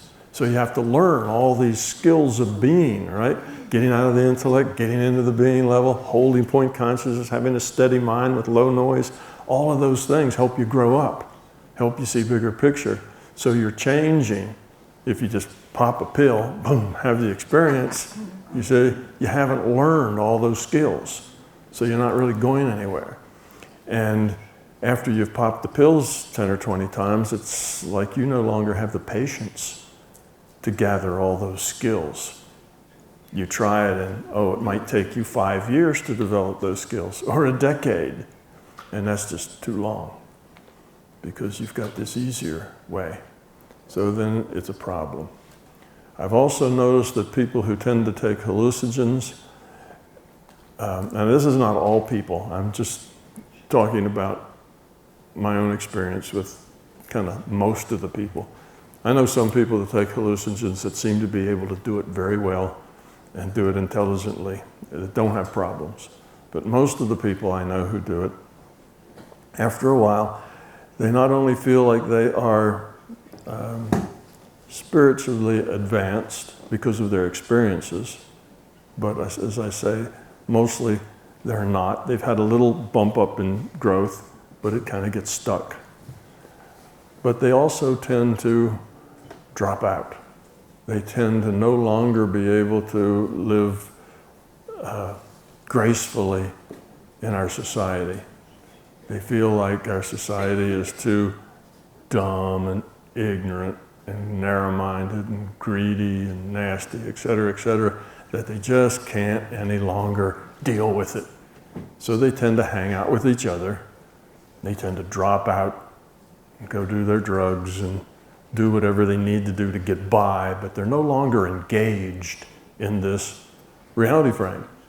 Well, you come here for a reason, and that's to get engaged in this reality frame, not to drop out of it. You see? So yes, this reality frame is tough, it is greedy, it is nasty, it's all those things, but we're supposed to deal with that with love. We're supposed to deal with that in a very positive way. That's the thing we're here for. So if you kind of drop out of it, you're losing your opportunities to grow up. The idea is deal with it, help change it, help move yourself out of being part of the problem to being part of the solution. And most of us, most of the time, are part of the problem because we have these negative feelings. We feel upset and angry and annoyed and, think it's no fun, and we have pain, and that's all part of the problem. That's that negative stuff that helps create more negative stuff. So you're supposed to come here and outgrow that and become part of the solution. Dropping out isn't helpful. So in the long run, the drug route is not a good choice.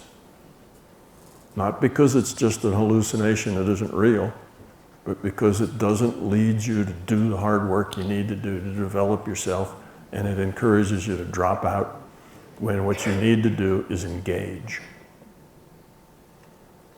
So, you're welcome. Excuse me. I asked you before already, and you told me that you homeschool your kids, and I would be interested on how you applied your theory to regular school subjects, and how you taught your children, and maybe if you could give some advices. Sure. And my youngest was in 5th grade, I think, and my next one was in 6th grade, and the next one was in ninth grade, that's probably not right, maybe it was 6, 7, and 9. And my son came and basically begged me to break him out of jail. He said, school is like going to jail, it's horrible. You don't learn anything, it's socially degenerate, it's just had nothing good to say about it at all. And when I talked with him about it, I agreed with him. It really wasn't a very nice place. So I had the very minimum amount of time in my job at the time that allowed me to retire. I was 55 with 15 years, which is the minimum retirement for this particular company, so I quit, I retired, so I could homeschool my kids. And it was one of the best decisions that I'd ever made. It was a really good idea. My kids changed dramatically with that, and I had a lot of fun hanging out with them. So they started this homeschool fighting with each other. Brothers and sisters usually do a lot of fighting. That's because they're in different cliques in school. Each one was in a different grade. They all had their friends. They hung out with this little clique of friends and really didn't have much use for each other. At home, they just annoyed each other, used each other's stuff, borrowed each other's clothes, my 2 girls, or just annoyed each other. So their friend base was school and cliques. Once they were homeschooled, they were all in the same boat together. They didn't have their little girl gangs or their guy friends, So they had to get along, and they didn't at first. They used to, they never called me because calling Dad just wasn't going to work.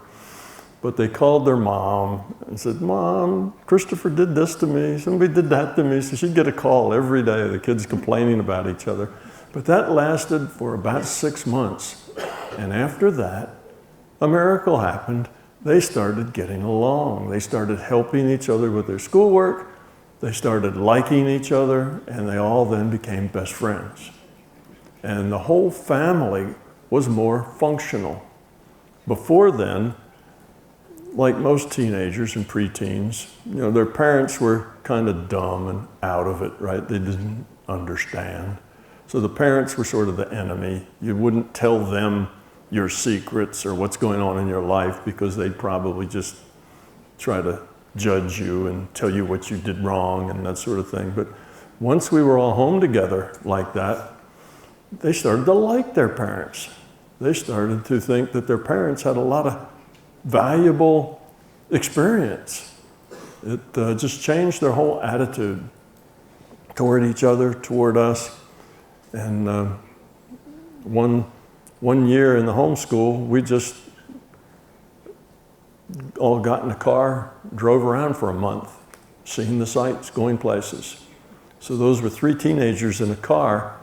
There was no fighting, no squabbling. They didn't argue with each other, We all just hung together in a car for hours and hours and hours at a time, all happy and having a good time, which would have been impossible before. As far as the teaching goes, after the first year, I just made it up. I knew there was basic subjects like, math and science and English and social studies, just, basic things, history that they'd have to know. So we would get books. We'd buy books at the college bookstore. Most of them were first-year college books. And they used those books, and they were able to study on their own, at their own rate, in the subjects they liked, as they wanted to. We found out that we could get more education done in 3 hours in the morning than the public school did all day long. So getting through the subjects was easy. So we also had some fun. As far as my book was on the reading list, My Big Toe, so they all read that. My girls really didn't want to. My boys both read it and found it interesting. They had a very full social life because where we live, they were all on soccer teams or football teams in your language. They were in gymnastics, they were in dance, you know, they were in drama, they had all kinds of things that are going on in my community that kids can get involved in. So they were in all those things, so they had plenty of friends.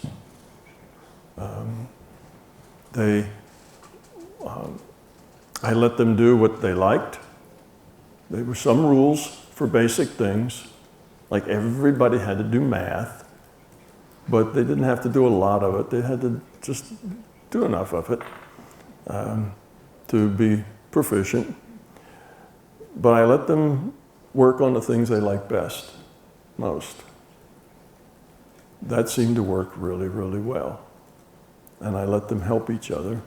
When they all went to college, and each one of them told me that they were advantaged. By the time they got to college, they knew a lot more than their peers, the other kids their age in their classes. They thought the first couple of years of college was stuff they'd already done. And to look at us in the homeschool, we looked like we were goofing off a whole lot because we had a lot of conversations, just a lot of talk.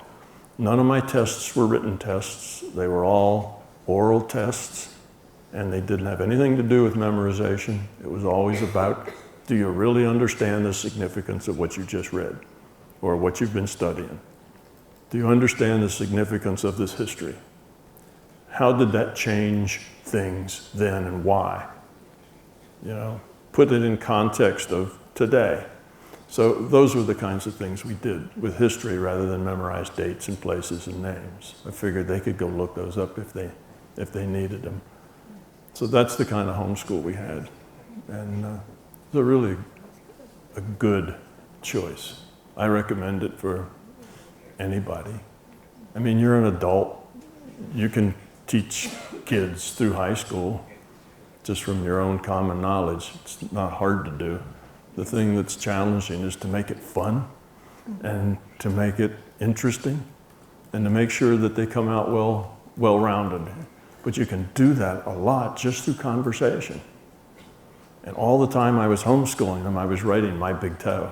That's when I was doing all the writing for my book. So we all sat there together in the same room with a computer in front of each one of us, and everybody was busy. Najpierw przekazuję wdzięczność, radość i miłość. I moje pytanie jest takie. Nasze serce, które jest portalem, kiedy jesteśmy w błogostanie, wytwarza niezwykłą substancję złoto. I chciałam zapytać, jak się odnosisz, Tom, do używania ormusu, czyli białego złota. First, the lady sends you the greetings of love, compassion and care and gratitude. And secondly, she refers to the heart. When the heart is in a good state, then it produces gold.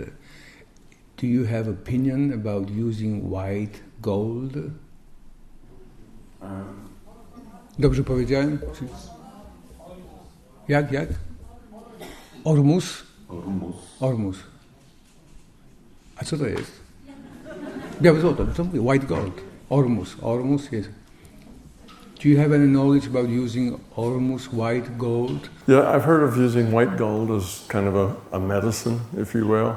Also colloidal silver. Also, there's other things like that. Mostly, I've found that those things have more placebo value than anything else. In other words, they help you focus your intent on a result. And by doing that, they actually help you get well and stay healthy.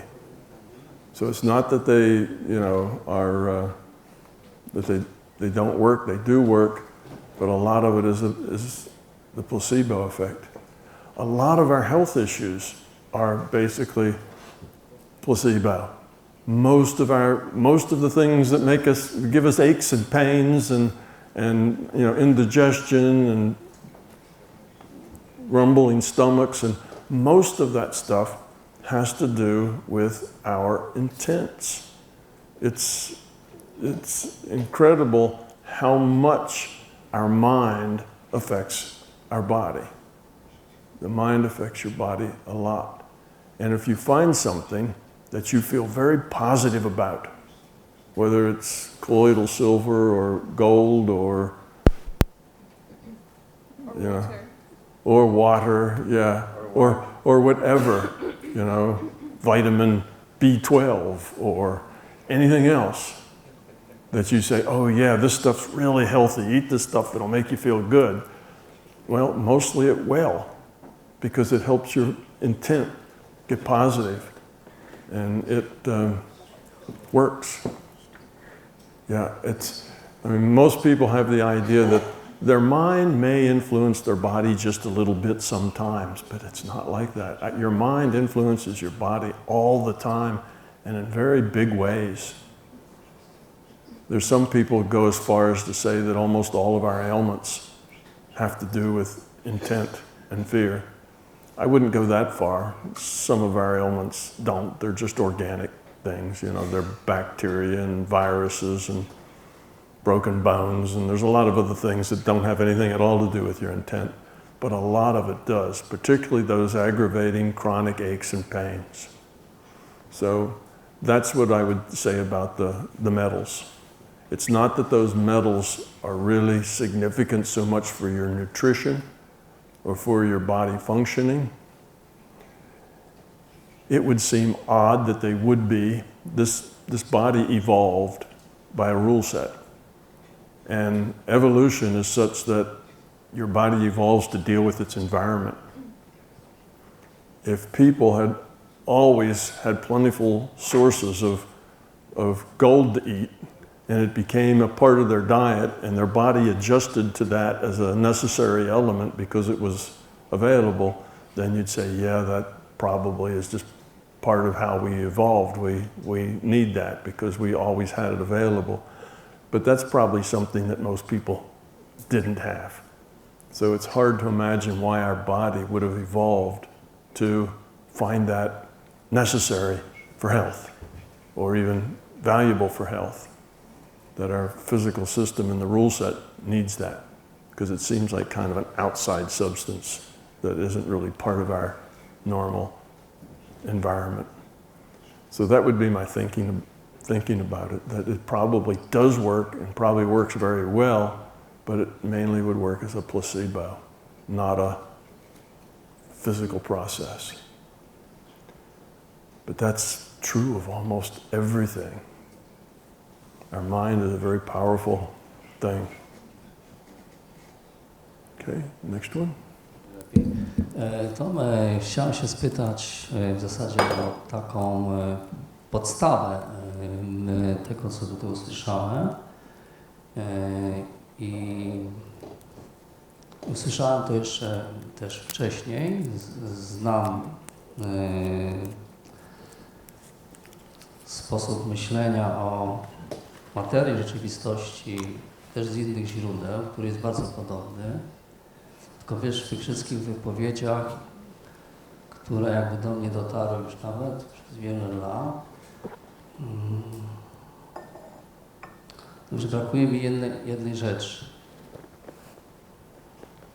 Więc takie rzeczy, wiesz, jakie są w przypadku twojej teorii traktowania naszego świata, to co widzimy, doświadczamy, postrzegamy jako czegoś niematerialnego, jakie są powody czy przesłanki takiego myślenia i takiego postawienia sprawy, i te przesłanki, czy ten sposób myślenia, lub powód, w jaki sposób jest przez siebie został może lub może być, wiesz, zmierzony. Czy podlega w ogóle jakimkolwiek pomiarowi.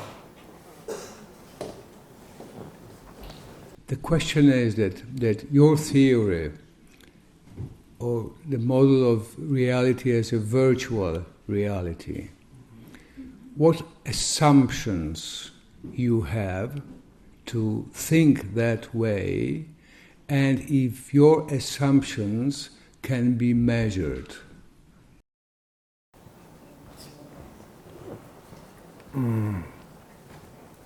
Well, the last thing, assumptions measured, I don't know about that. Usually the reason you make assumptions is because you can't measure something.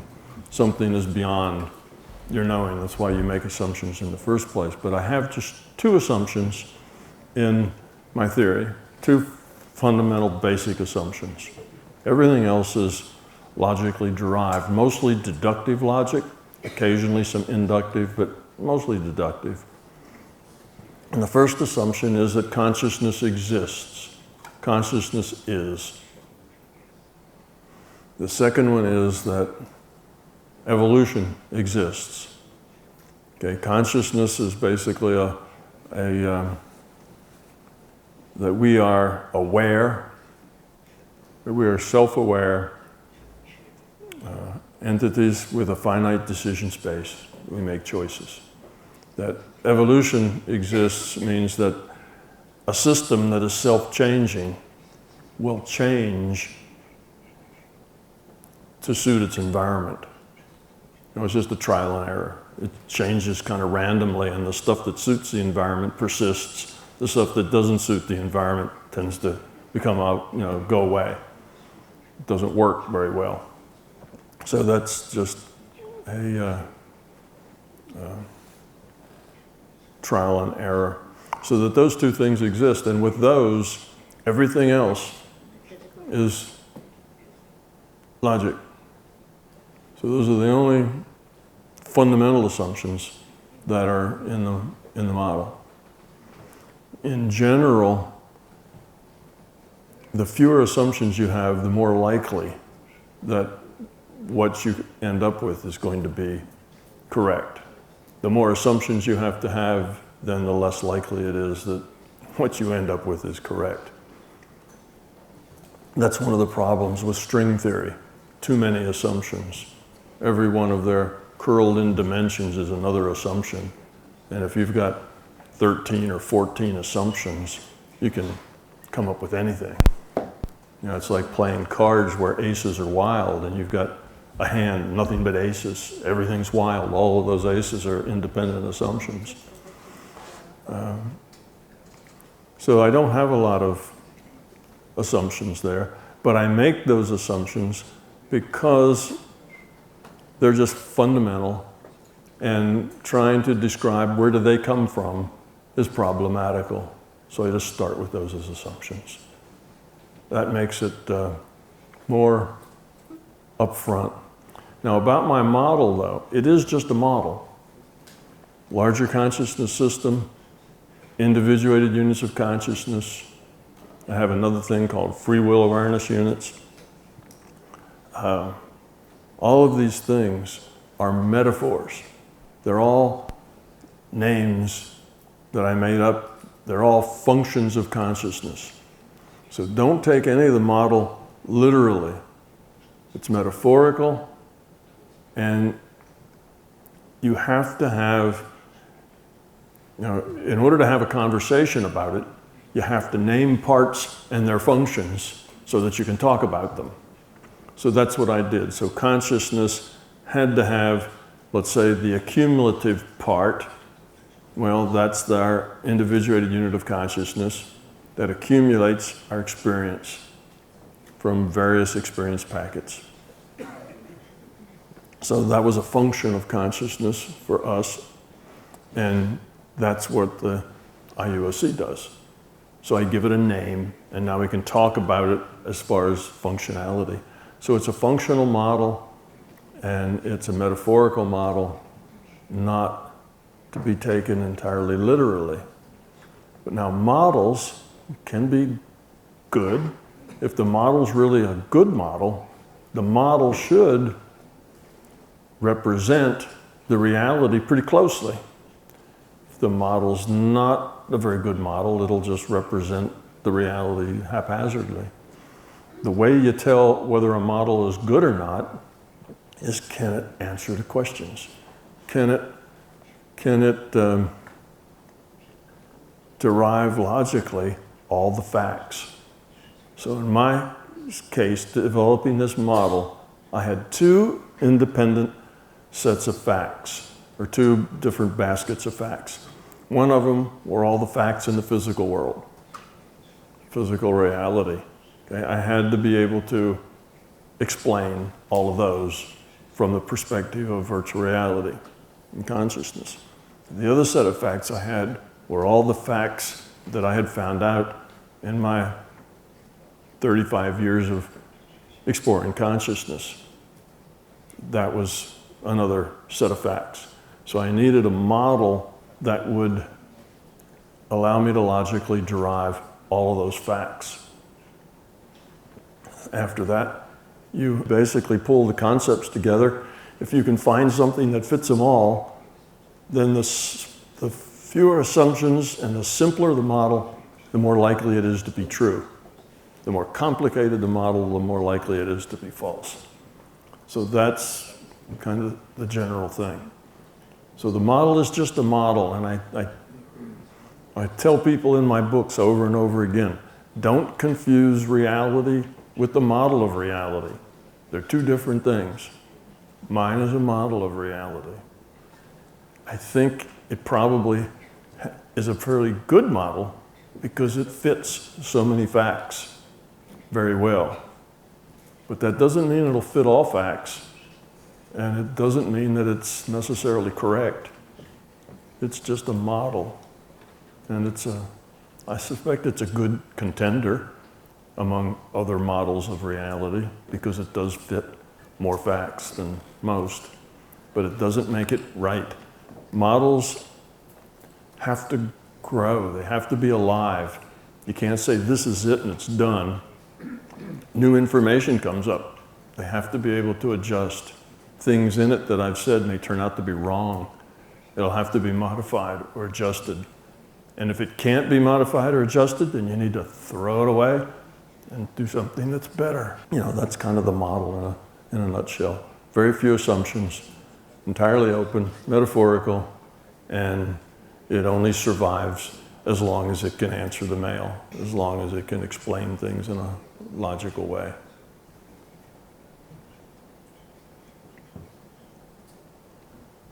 Za to, że jesteś w Polsce, Tomas, bardzo dziękuję.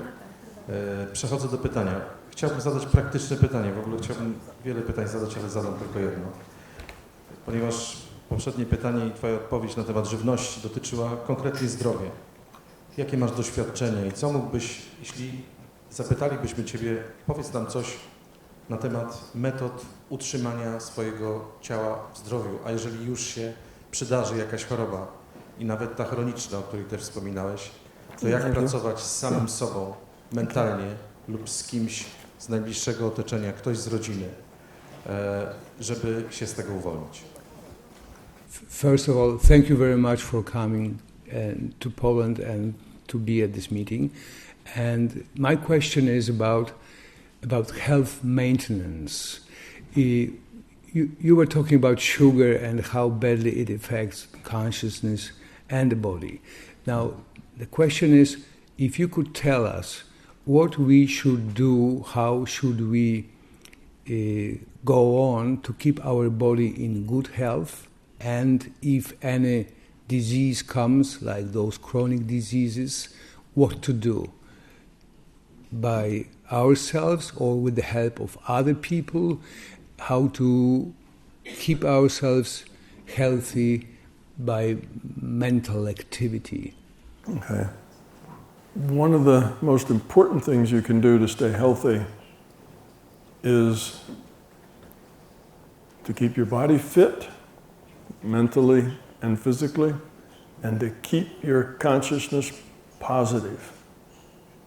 In other words, let go of the fear. That negativity in your consciousness is what causes much of your physical ailments.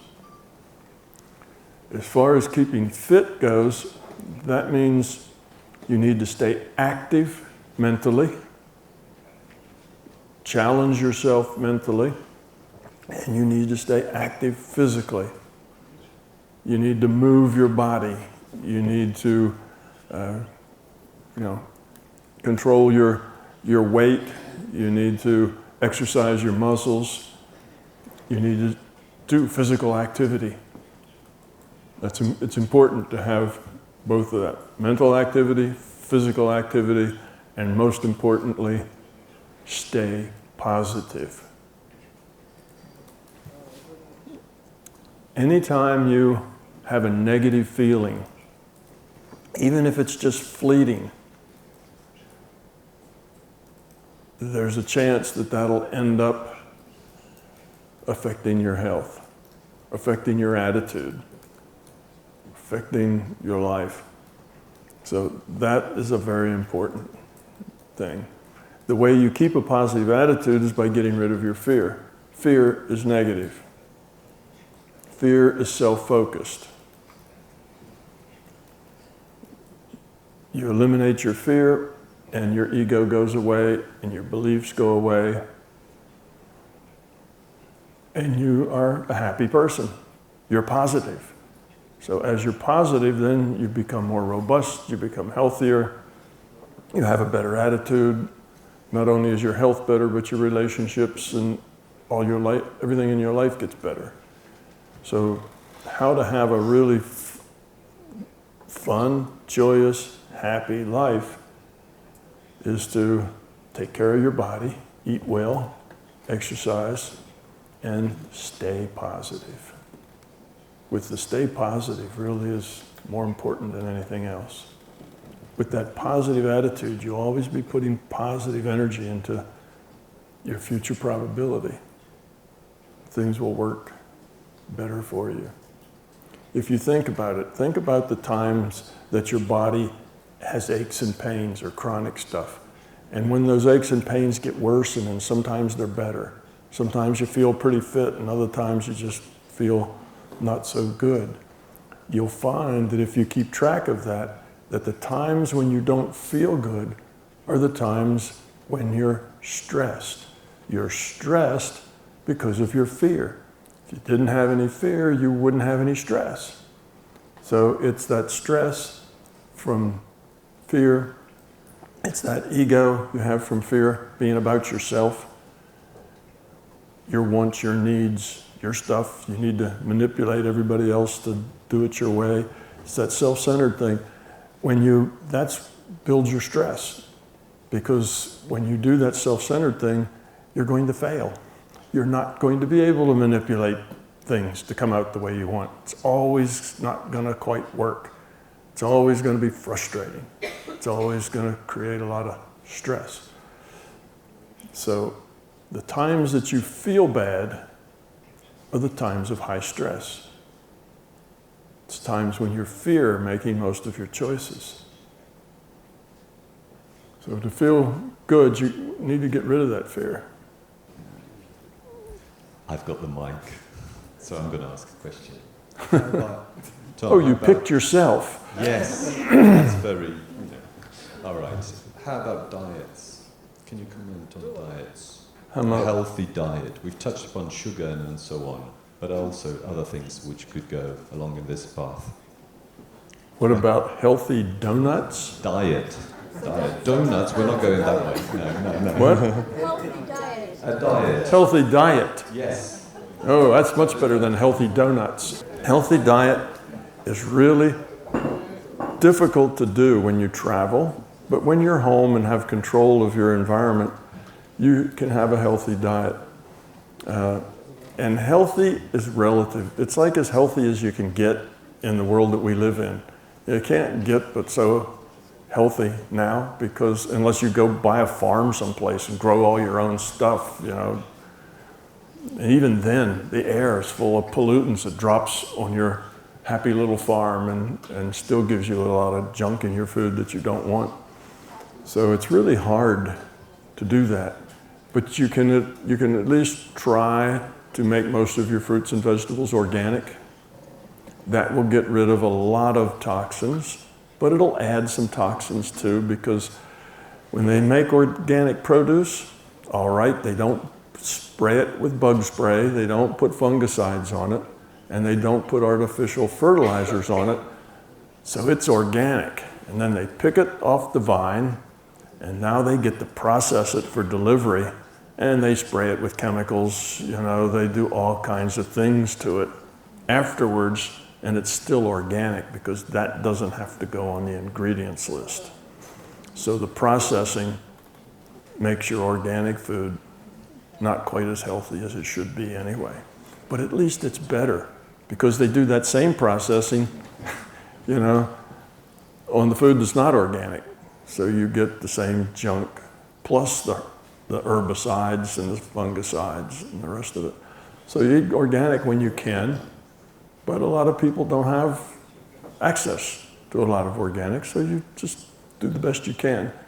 The things that you can eat that are not organic are things that got big, heavy peels on them, that when you spray it, it doesn't get into the fruit, like a banana. Unfortunately, you know, bananas are one of the things that are easiest to get that are organic, but you know, things like a pineapple, where you have protection from the sprays. But still, the chemicals come up through the root system and into the plant anyway. So do the best you can with that. I eat mostly vegetarian, and within that, mostly vegan for my own meals. I do the meat, we already talked about that. There's a health reason and a moral reason for letting go of that. And I try not to do a lot of wheat. I try not to do a lot of carbohydrates. So I don't have any sugar in that carbohydrate, but I also don't eat a lot of bread, noodles, you know, pasta, that kind of stuff. So that's my diet. You know, I'm 73, you know, here I am, you know, how to,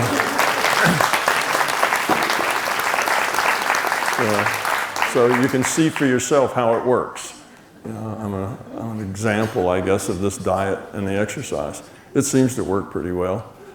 I had a guy come over to my house the other day to fix something. It was a guy who puts in, and he was my same age. He was born the same year I was born, but he looked a whole lot older than I did.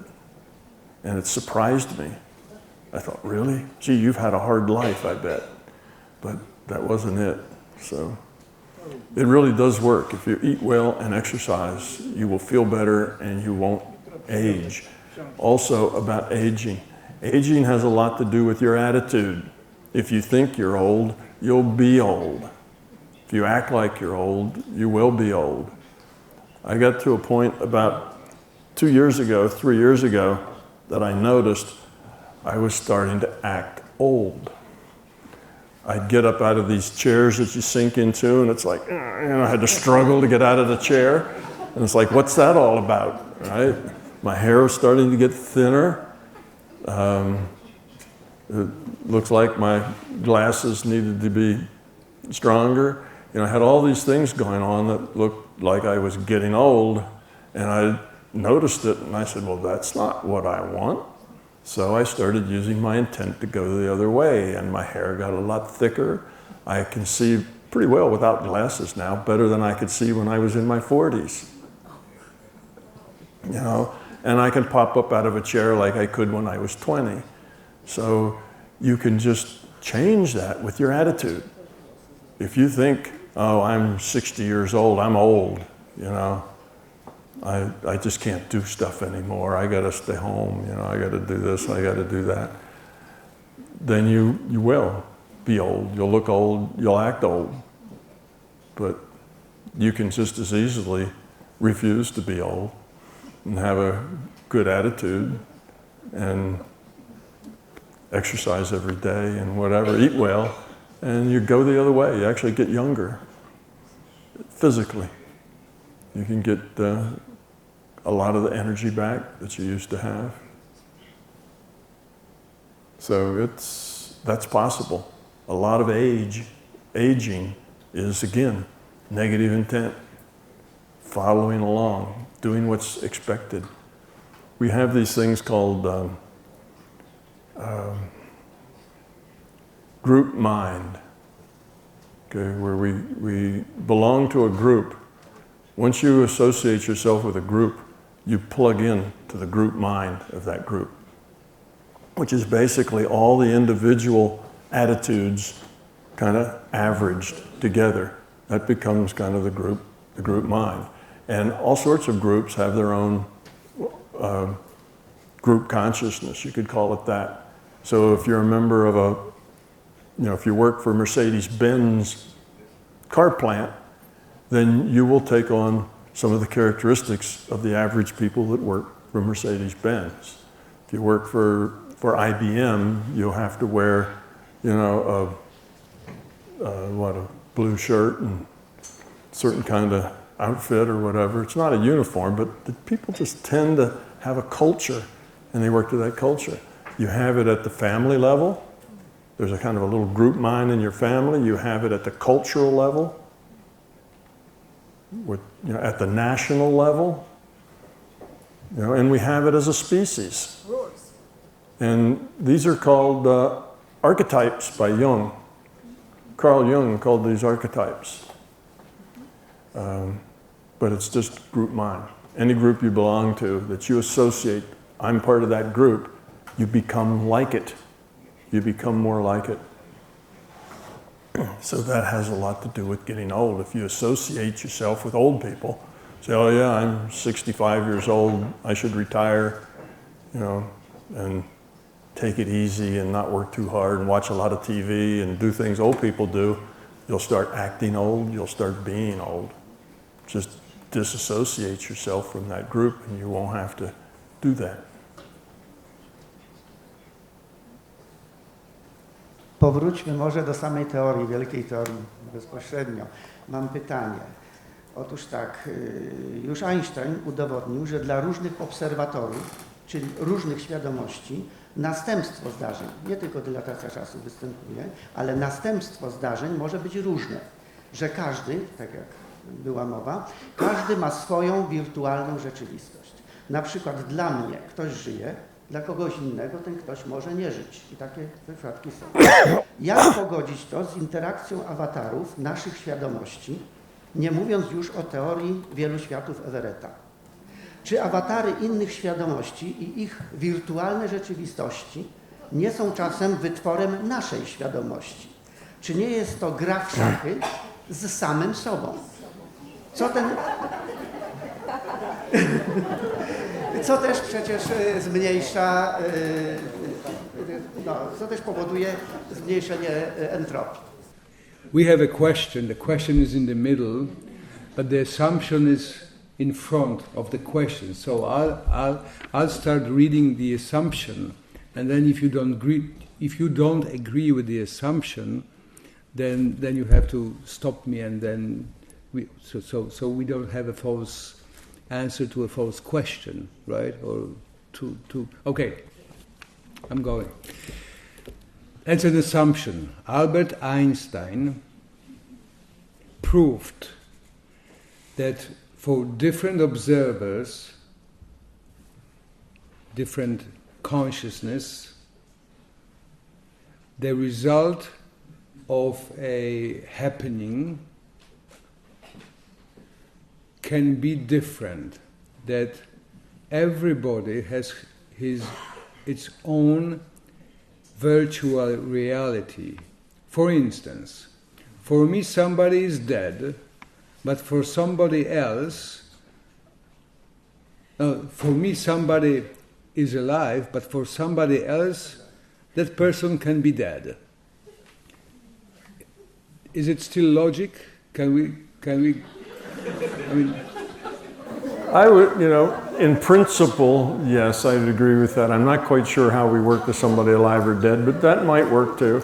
But in general, the idea that different people see things differently, they interpret things differently, and if you're in two different frames, experience frames, and you have a lot of velocity difference between you, then the world is going to look different in each case. Not only is it going to look different in our perception, but it's going to measure different with our measuring tools. So all of that's correct, but I can just go on and we'll just assume, for the sake of the argument, that the dead and alive also works. Maybe a Schrodinger cat problem there, but okay, go on. The question is this: how can one agree that the avatars can still interact while some of them are dead and some of them are alive? Now I can generalize that question into something that really doesn't have to do with relativity, and that is, avatars, okay, are we, right? The bodies, avatars. And how can we interact both dead and alive? Okay? As far as avatars interacting in the sense that most people would think of, we don't interact at the same time, dead or alive. I'd have to hear this gentleman's idea how that actually happens, how that works. But we do interact with people, with entities that have been dead, that were alive, and they can appear to us as having avatars. So that can work, but that's a totally different thing. That's not a relativity problem. That's the fact that when Uncle Fred dies, you can still interact with Uncle Fred. You can interact with Uncle Fred's history. You can interact with the database that has been created around Uncle Fred's existence. And Uncle Fred can show up, standing at the bottom of your bed one evening and have a chat with you. That's also possible, even though he's been dead for a decade. The system can certainly put data in your data stream that looks exactly like your Uncle Fred. Okay, so that's not an impossibility. It's just not usual. But it happens. People end up seeing, interacting with dead people. Mediums interact with dead people. Mostly this is data out of the database, but it looks real, feels real, interacts like it's real, has conversations like it's real, has memory and emotion and feeling that's real. So probably we just ought to say it's real, even though it doesn't seem to, make sense. Information is real. So in that sense, yes, you can talk to people who have already died. But I have a feeling this started with Einstein, that's not what he had in mind. He had some other kind of, like the twin paradox. There's these little paradoxes in relativity that people have thought up these really strange problems.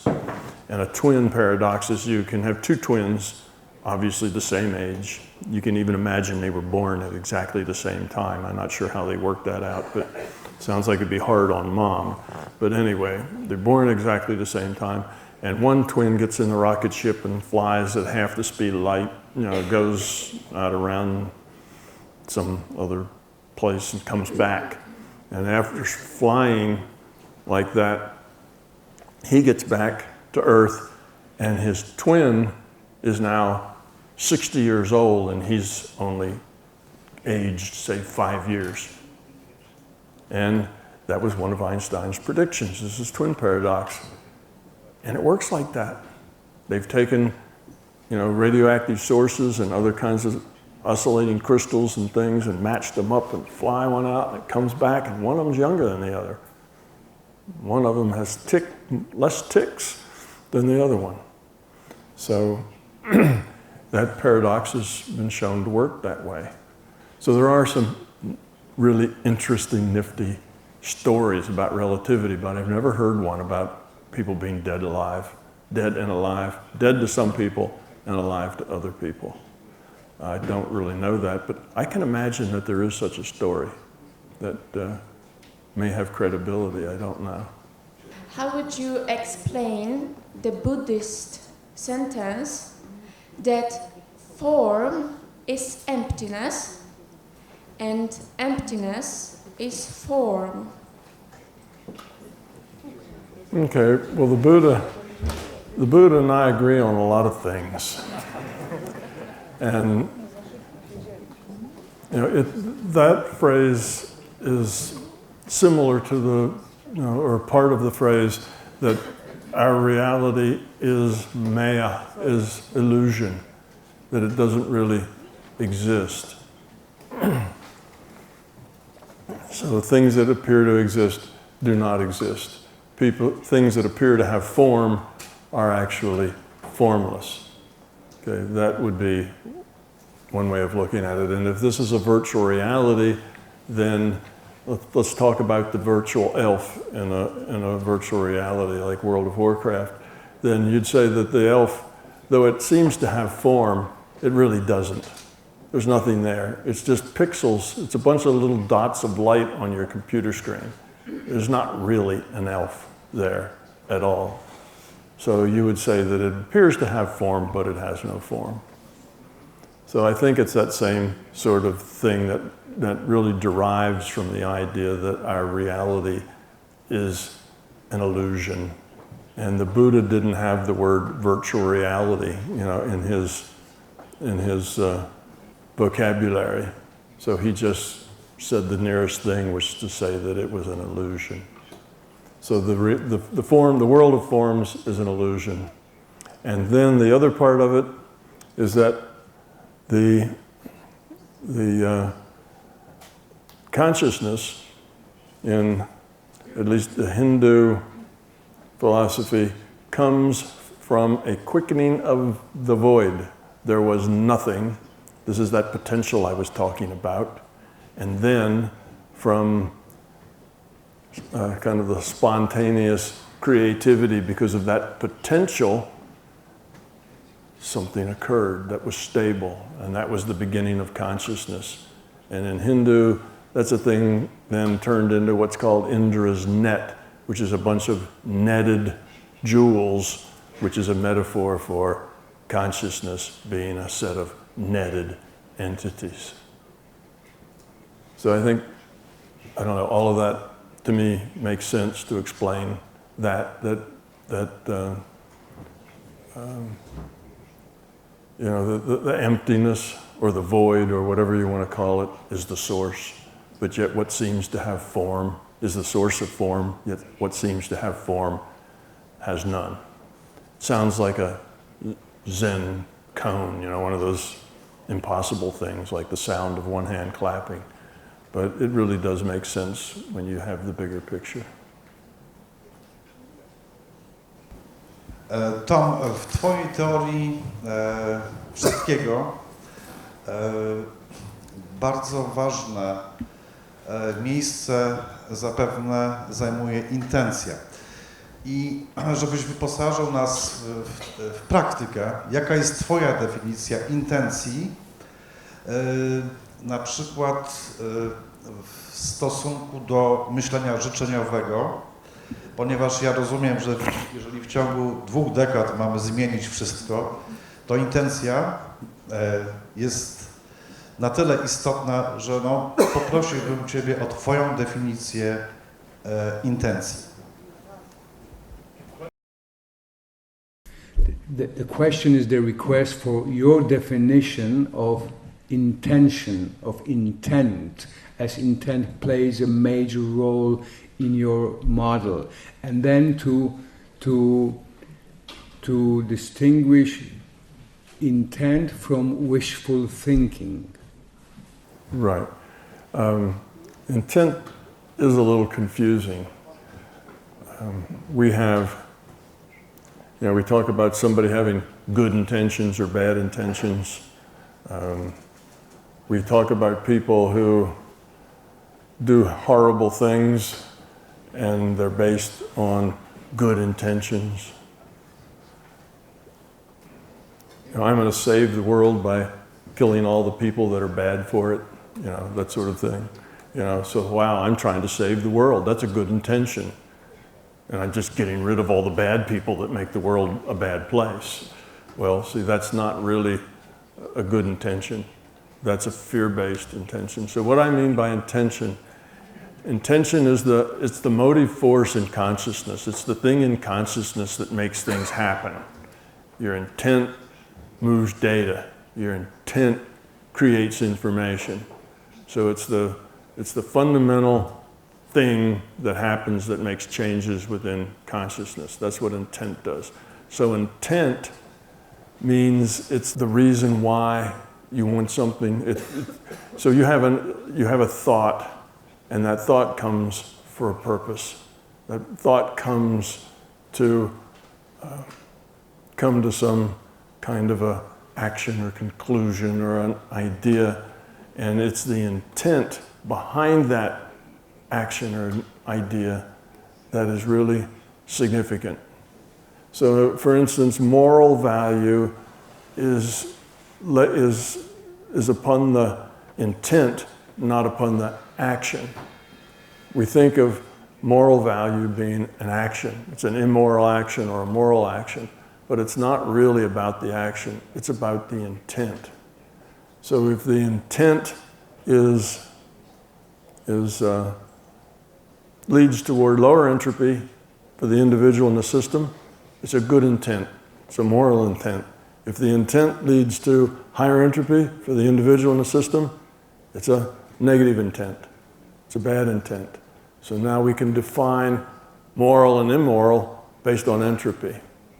So the intention, I sometimes see it used as capital I intent, which is like big picture, larger times as a system intent, and then the little I, which is our intellectual intent, like I want to save the world by killing all the bad people.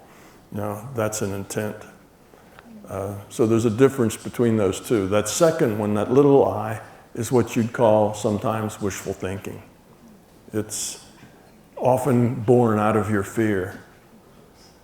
It's born out of your confusion. So there's that intent, and there's the intent of consciousness doing something. The prime mover, intention, making data, making information. The why.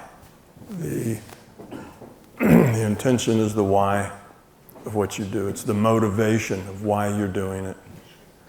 Does that help? It's hard to define because it's a little different than normal, but there are kind of two different ways of looking at it, the little I and the big I.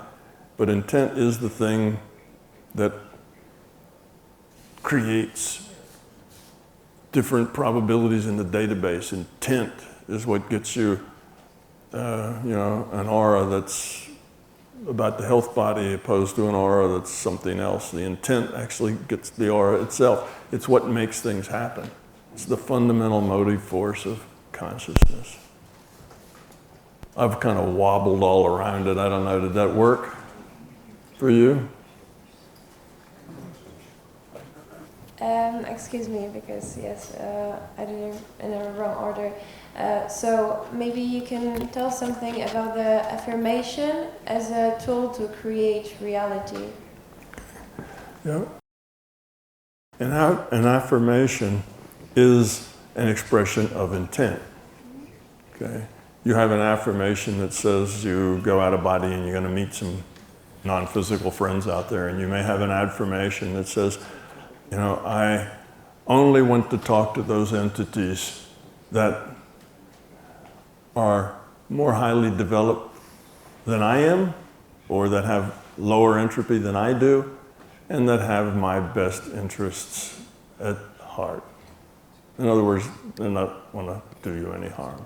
So that's an intention. And what that intention does is it then, because that's the prime mover in consciousness, it sets that up as your conditions on the communications you're going to have with other beings. So you set that condition, and that is generally abided by, because your intent can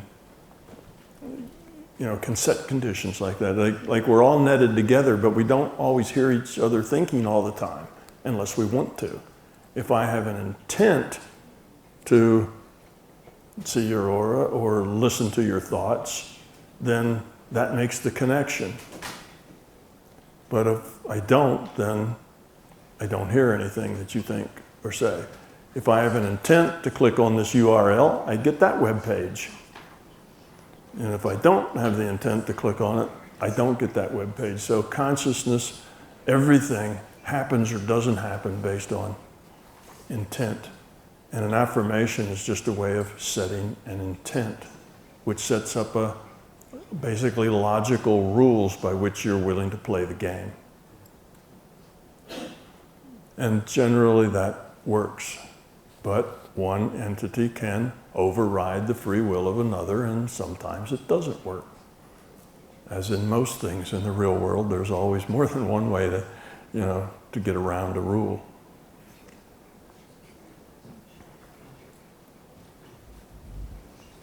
A lot of times we use affirmations and things to focus when we heal, we have to focus our intent on a particular thing, healing that person, changing the probable reality to better health for that person. And we use all kinds of tools to help us focus the intent.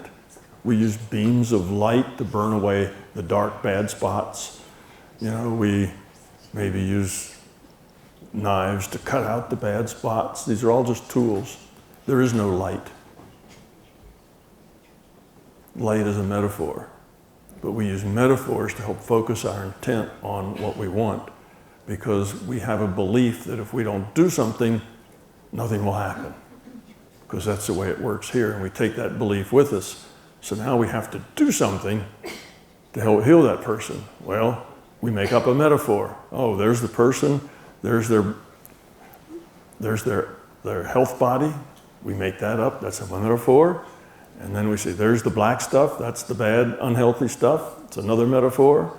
Now we get out our energy tool and we get rid of the black stuff because we're light workers and we work with light, get rid of that black stuff and make it white. And now we've healed them. All of that tools is just mind games that we play with ourselves to help us have an intent for them to be healthy. It's the intent that actually does something. The light doesn't do anything, the black spot, all of that is just metaphorical. It's symbolic. The symbols are there to focus our intention. Intention is the thing that makes something happen. So, lots of tools that people use for doing all sorts of things, and there are mind games that allow you to focus your intent, because you don't believe that you could just say, heal, because you didn't actually do anything to them, therefore it couldn't possibly work.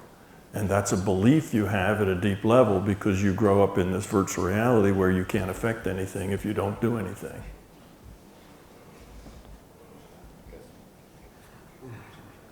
So most of the stuff we use is tools. Like people, when they go out of body, sometimes they roll out like Bob Monroe, sometimes they climb up a rope, sometimes they stick an arm up there to see whether or not it's physical or not. They got all these techniques.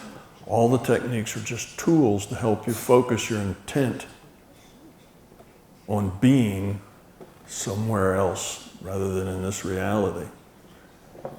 Once you get past the tool, the need for the tools, you can go out of body in 1/10 of a second just by shifting your intent to another data stream. It's simple. You don't need to do any of that stuff. None of that sort of thing is fundamental. It's all just tools. Czy nie jest po prostu ważne, żeby wyrażając intencje być, że tak powiem, w zgodzie z naturą, czy synchronizować się? Czy jak mówiłeś, żeby być na poziomie bytu, funkcjonować na poziomie bytu? Czy to nie jest najbardziej istotna rzecz w wyrażaniu intencji? about the intent. When you express intent, isn't it the most important that you place that or express that intent, but you have to be at the level of being? I mean, like from what position, from what level you place the intent? Does it matter? And does it have to be the level of being?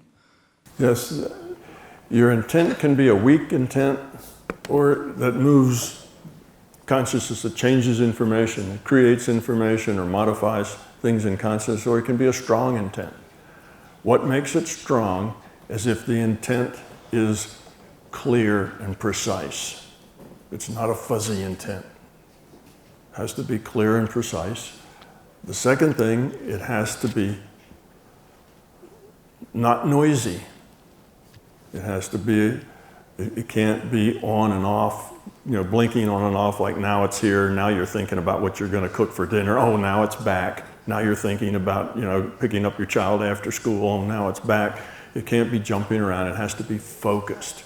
So it's got to be clear, precise, and focused, and it has to come out of your being level, because that's the true you. Your intellectual level is generally dominated by your ego and your beliefs, by your fear, and that is mostly powerless.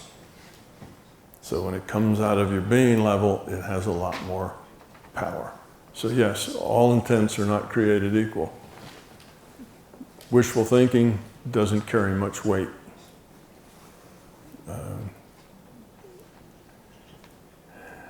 It's not really authentic unless it comes out of your being level. And a lot of people, that's where they get hung up, because they don't know how to express intent at the being level. They only know how to express intent through their intellect. And that's probably one of the hardest things for people to get when they learn to heal and go out of body and that sort of thing, is expressing intent at the being level. Jeszcze takie pytanie, Robert Monroe w swoich materiałach, w swoich książkach, jest sporo materiałów na ten temat. W jednej chyba z książek pisze o tym, że w swoich podróżach dotarł gdzieś na skraj wszechświata i był gdzieś niedaleko emitera, szczeliny, nie wiem jak to nazwać. Czy stamtąd właśnie płynie sygnał, ten strumień danych, o których tutaj opowiadasz i który jest jakby tutaj clue tego wszystkiego, o czym dzisiaj mówimy, tak? Czyli jesteśmy strumieniem danych, czy otrzymujemy te dane? Pytanie, skąd one płyną? Czy właśnie stamtąd, według Ciebie? Many times you use you said about the data stream. The question is, where does this data stream come from? And he refers to Bob Monroe, who wrote in one of his books when he did his journey out of the body and he got to the end of the universe, to this gap. Is this end of the universe, this gap, the place where the data stream is being sent to us? Yeah. The thing that Bob Monroe experienced was a metaphor. Don't confuse it with a literal thing. And no, it's not the same thing. Where does the data stream come from? It comes from the computer. Okay, a computer that's computing the virtual reality sends the data stream to the player. Okay, where does that computer come from? It's just a piece of the larger consciousness system. Larger consciousness system is an information system, so it can configure parts of itself to act like a computer. So that's the source. Larger consciousness system is the source of the data stream. And when it's computing this virtual reality, that data stream has to reflect the initial conditions and the rule set that created the simulation, that created the virtual reality. So the data stream will be that information that expresses this virtual reality, our rule set. That's what we'll get. And how do we know how to interpret this data stream? The data stream comes to us as information. We get it, we interpret it in terms of our own experience base, our own personal filter, if you will, is how we interpret it.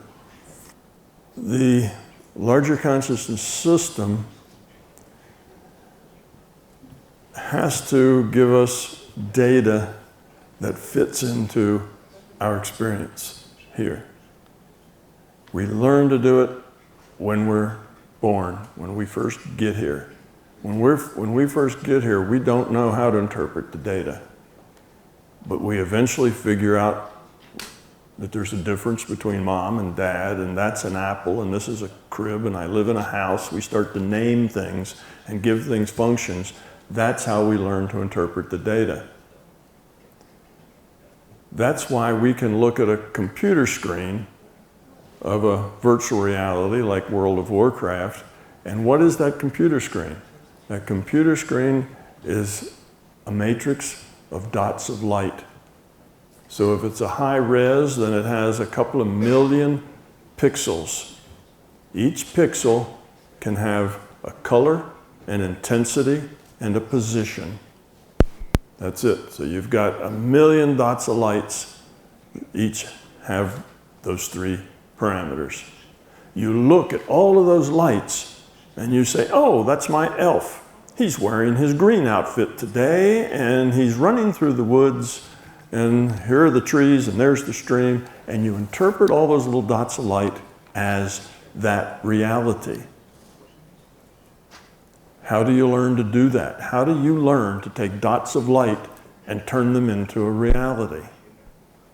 You do that because when you were born, you got light and you learned how to interpret it. You got data, you got hearing data, you got sense data, and you learned how to interpret that data. Well, now, just think of the larger consciousness system, sends you a data stream defining this reality, just like the computer sends a bunch of dots of light to your screen, defining that reality.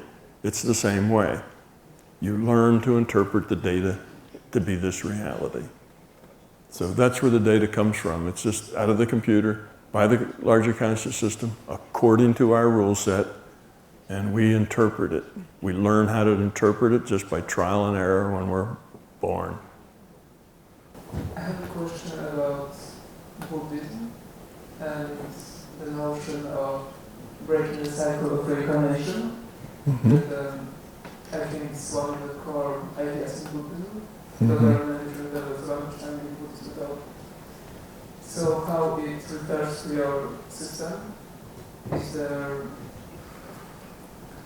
does it fit somehow? Can it fit somehow? Sure. Well, my system has similar components to that, but it's a little different than some of the Buddhism. There's lots of Buddhism. There's Buddhism, and then there's 10 different flavors of Buddhism. So many of those flavors of Buddhism do have an idea that you grow here until you have become enlightened, and then you move on. You no longer come back here to learn in this schoolhouse. Okay. That's partly true and partly wishful thinking. I think you need to have some kind of an out like that, or you're not going to get very many people to join your organization. People find this world to be troublesome and difficult and full of pain, suffering, the Buddha would say. And they find that because they have fear, ego, and beliefs. So they don't want to come back here. This idea of, I get to escape one day, is incentive to keep working on it. Because if it was like, you're never going to escape, then there wouldn't be much incentive to keep working on it. Well, there should be, because if you keep working on it, you get happier and better, and life gets more interesting and more fun, and that should be the incentive. But that's a harder sell. Okay. The Christians have a similar thing with their heaven, right? That's the incentive.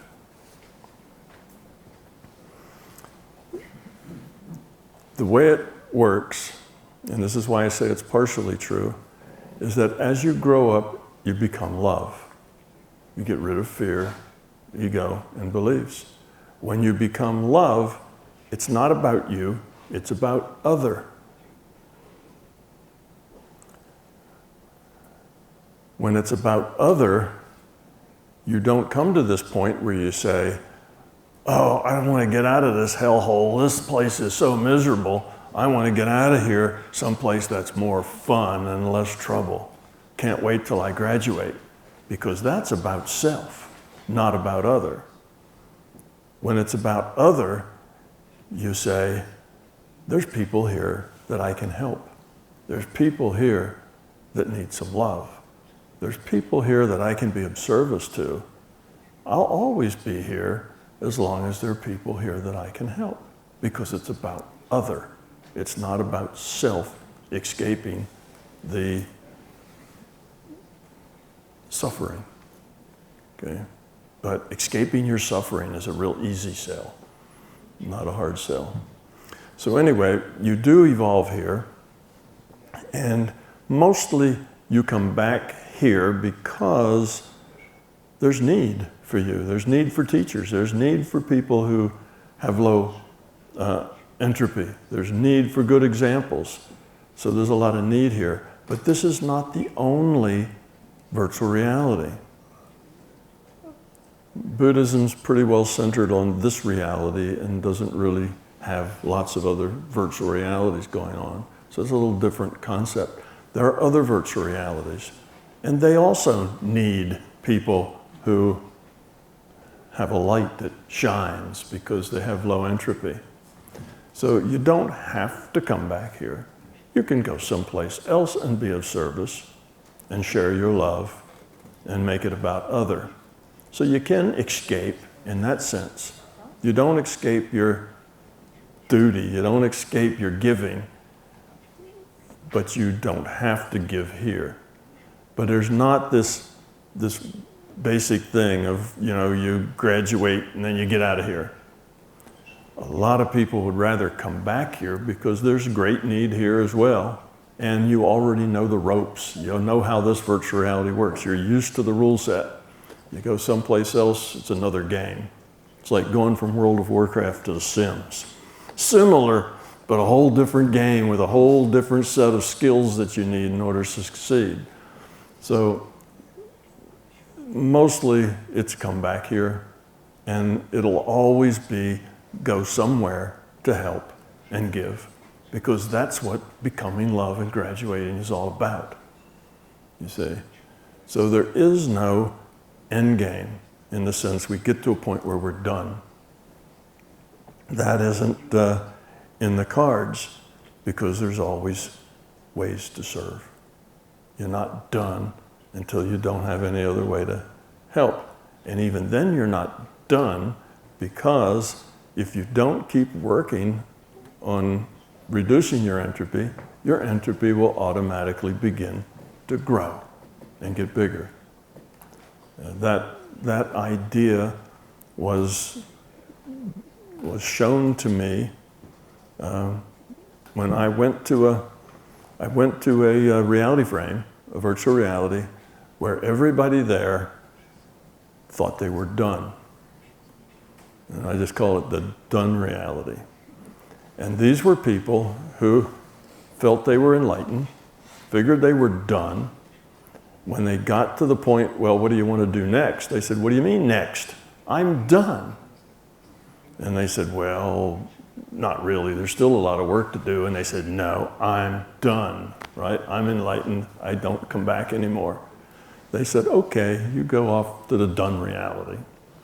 And there were a lot of people in this virtual reality interacting with each other. And in general, they were of a pretty high quality. And they interacted. There wasn't war and, you know, greed and all that stuff wasn't there. It was a fairly nice place. So I was sent to this place just to understand something. And I spent some weeks there, even some months there. And I stayed there long enough to realize that there were cliques of done people. Some felt they were more done than others. There were the really done people and the not so done people over there.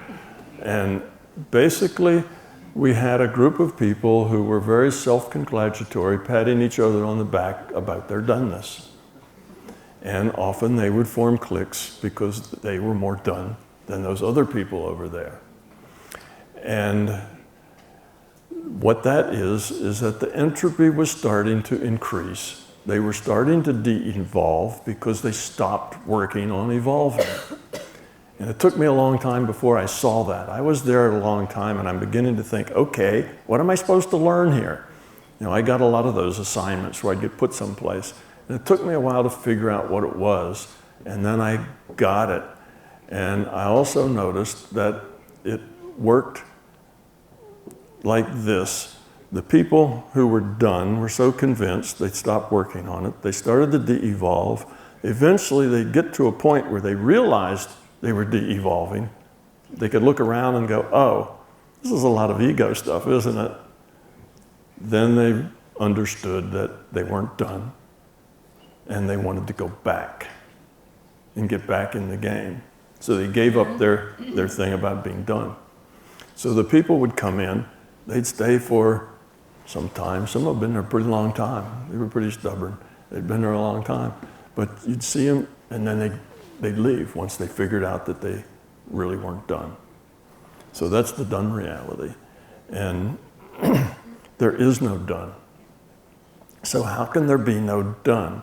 Well, the larger consciousness system isn't done either. It's still evolving.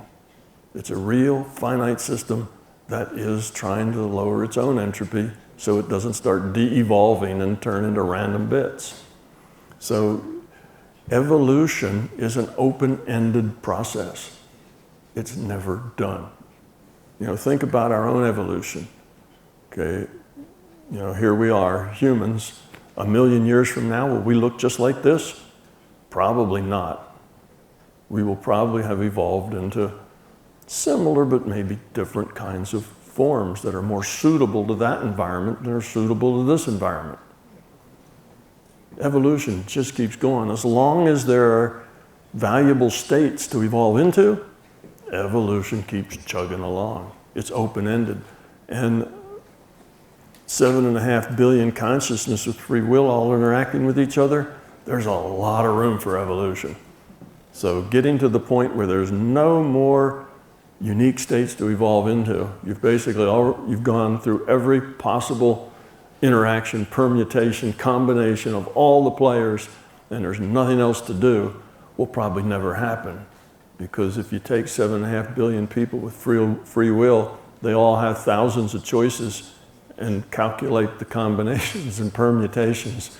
It's a very, very big number before you run out of possibilities. So it's unlikely that we'll see done for a very long time. And if we do get to the point we run out of potential, run out of possibilities, my guess the larger conscious system would have something more useful for us to do rather than just sit there and degenerate. You know, maybe we'd all go work in some other virtual reality someplace, helping those folks get along. Maybe they'd push the reset button and make this virtual reality a viable learning lab again. Who knows, you know, exactly what happens there. You can't say anything about that other than conjecture. But that's kind of my take on the done thing and escaping the cycle of suffering. I think it's generally created to make an attractive product for people who otherwise wouldn't be interested. But it's really the wrong reason to want to become love. I want to become love because I want to get out of here. I want to become love because I'm so self-centered that it's all about me. That's why I want to become love. You see, it's just an incompatible thing. But it sells. It's a good sales pitch. Because if you tell people, you're never done. You'll always come back here. And this place will always be a mess. And you're going to come back here and you're going to have to put up the same stuff over and over and over again. That's your life. Deal with it. You know, that doesn't sell well. That's not attractive. So but the point is, the thing that makes it really not like that is as you grow up, what you want to do is help people. It's not like helping people is a burden. Helping people is what makes you happy. Helping people is your joy, you see? So it's not like, oh no, stuck in this thing, you know, helping a bunch of stupid people grow up. That's just your ego talking.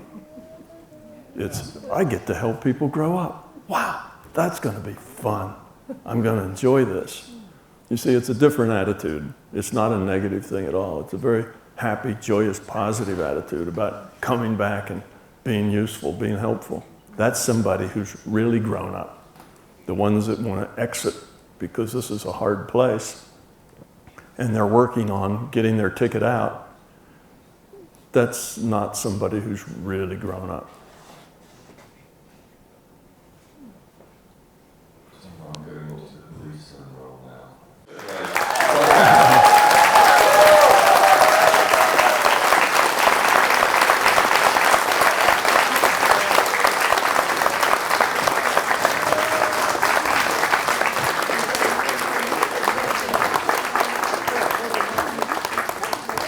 Thank you. You're a lovely audience. I enjoy being here, and I'm looking forward to tomorrow.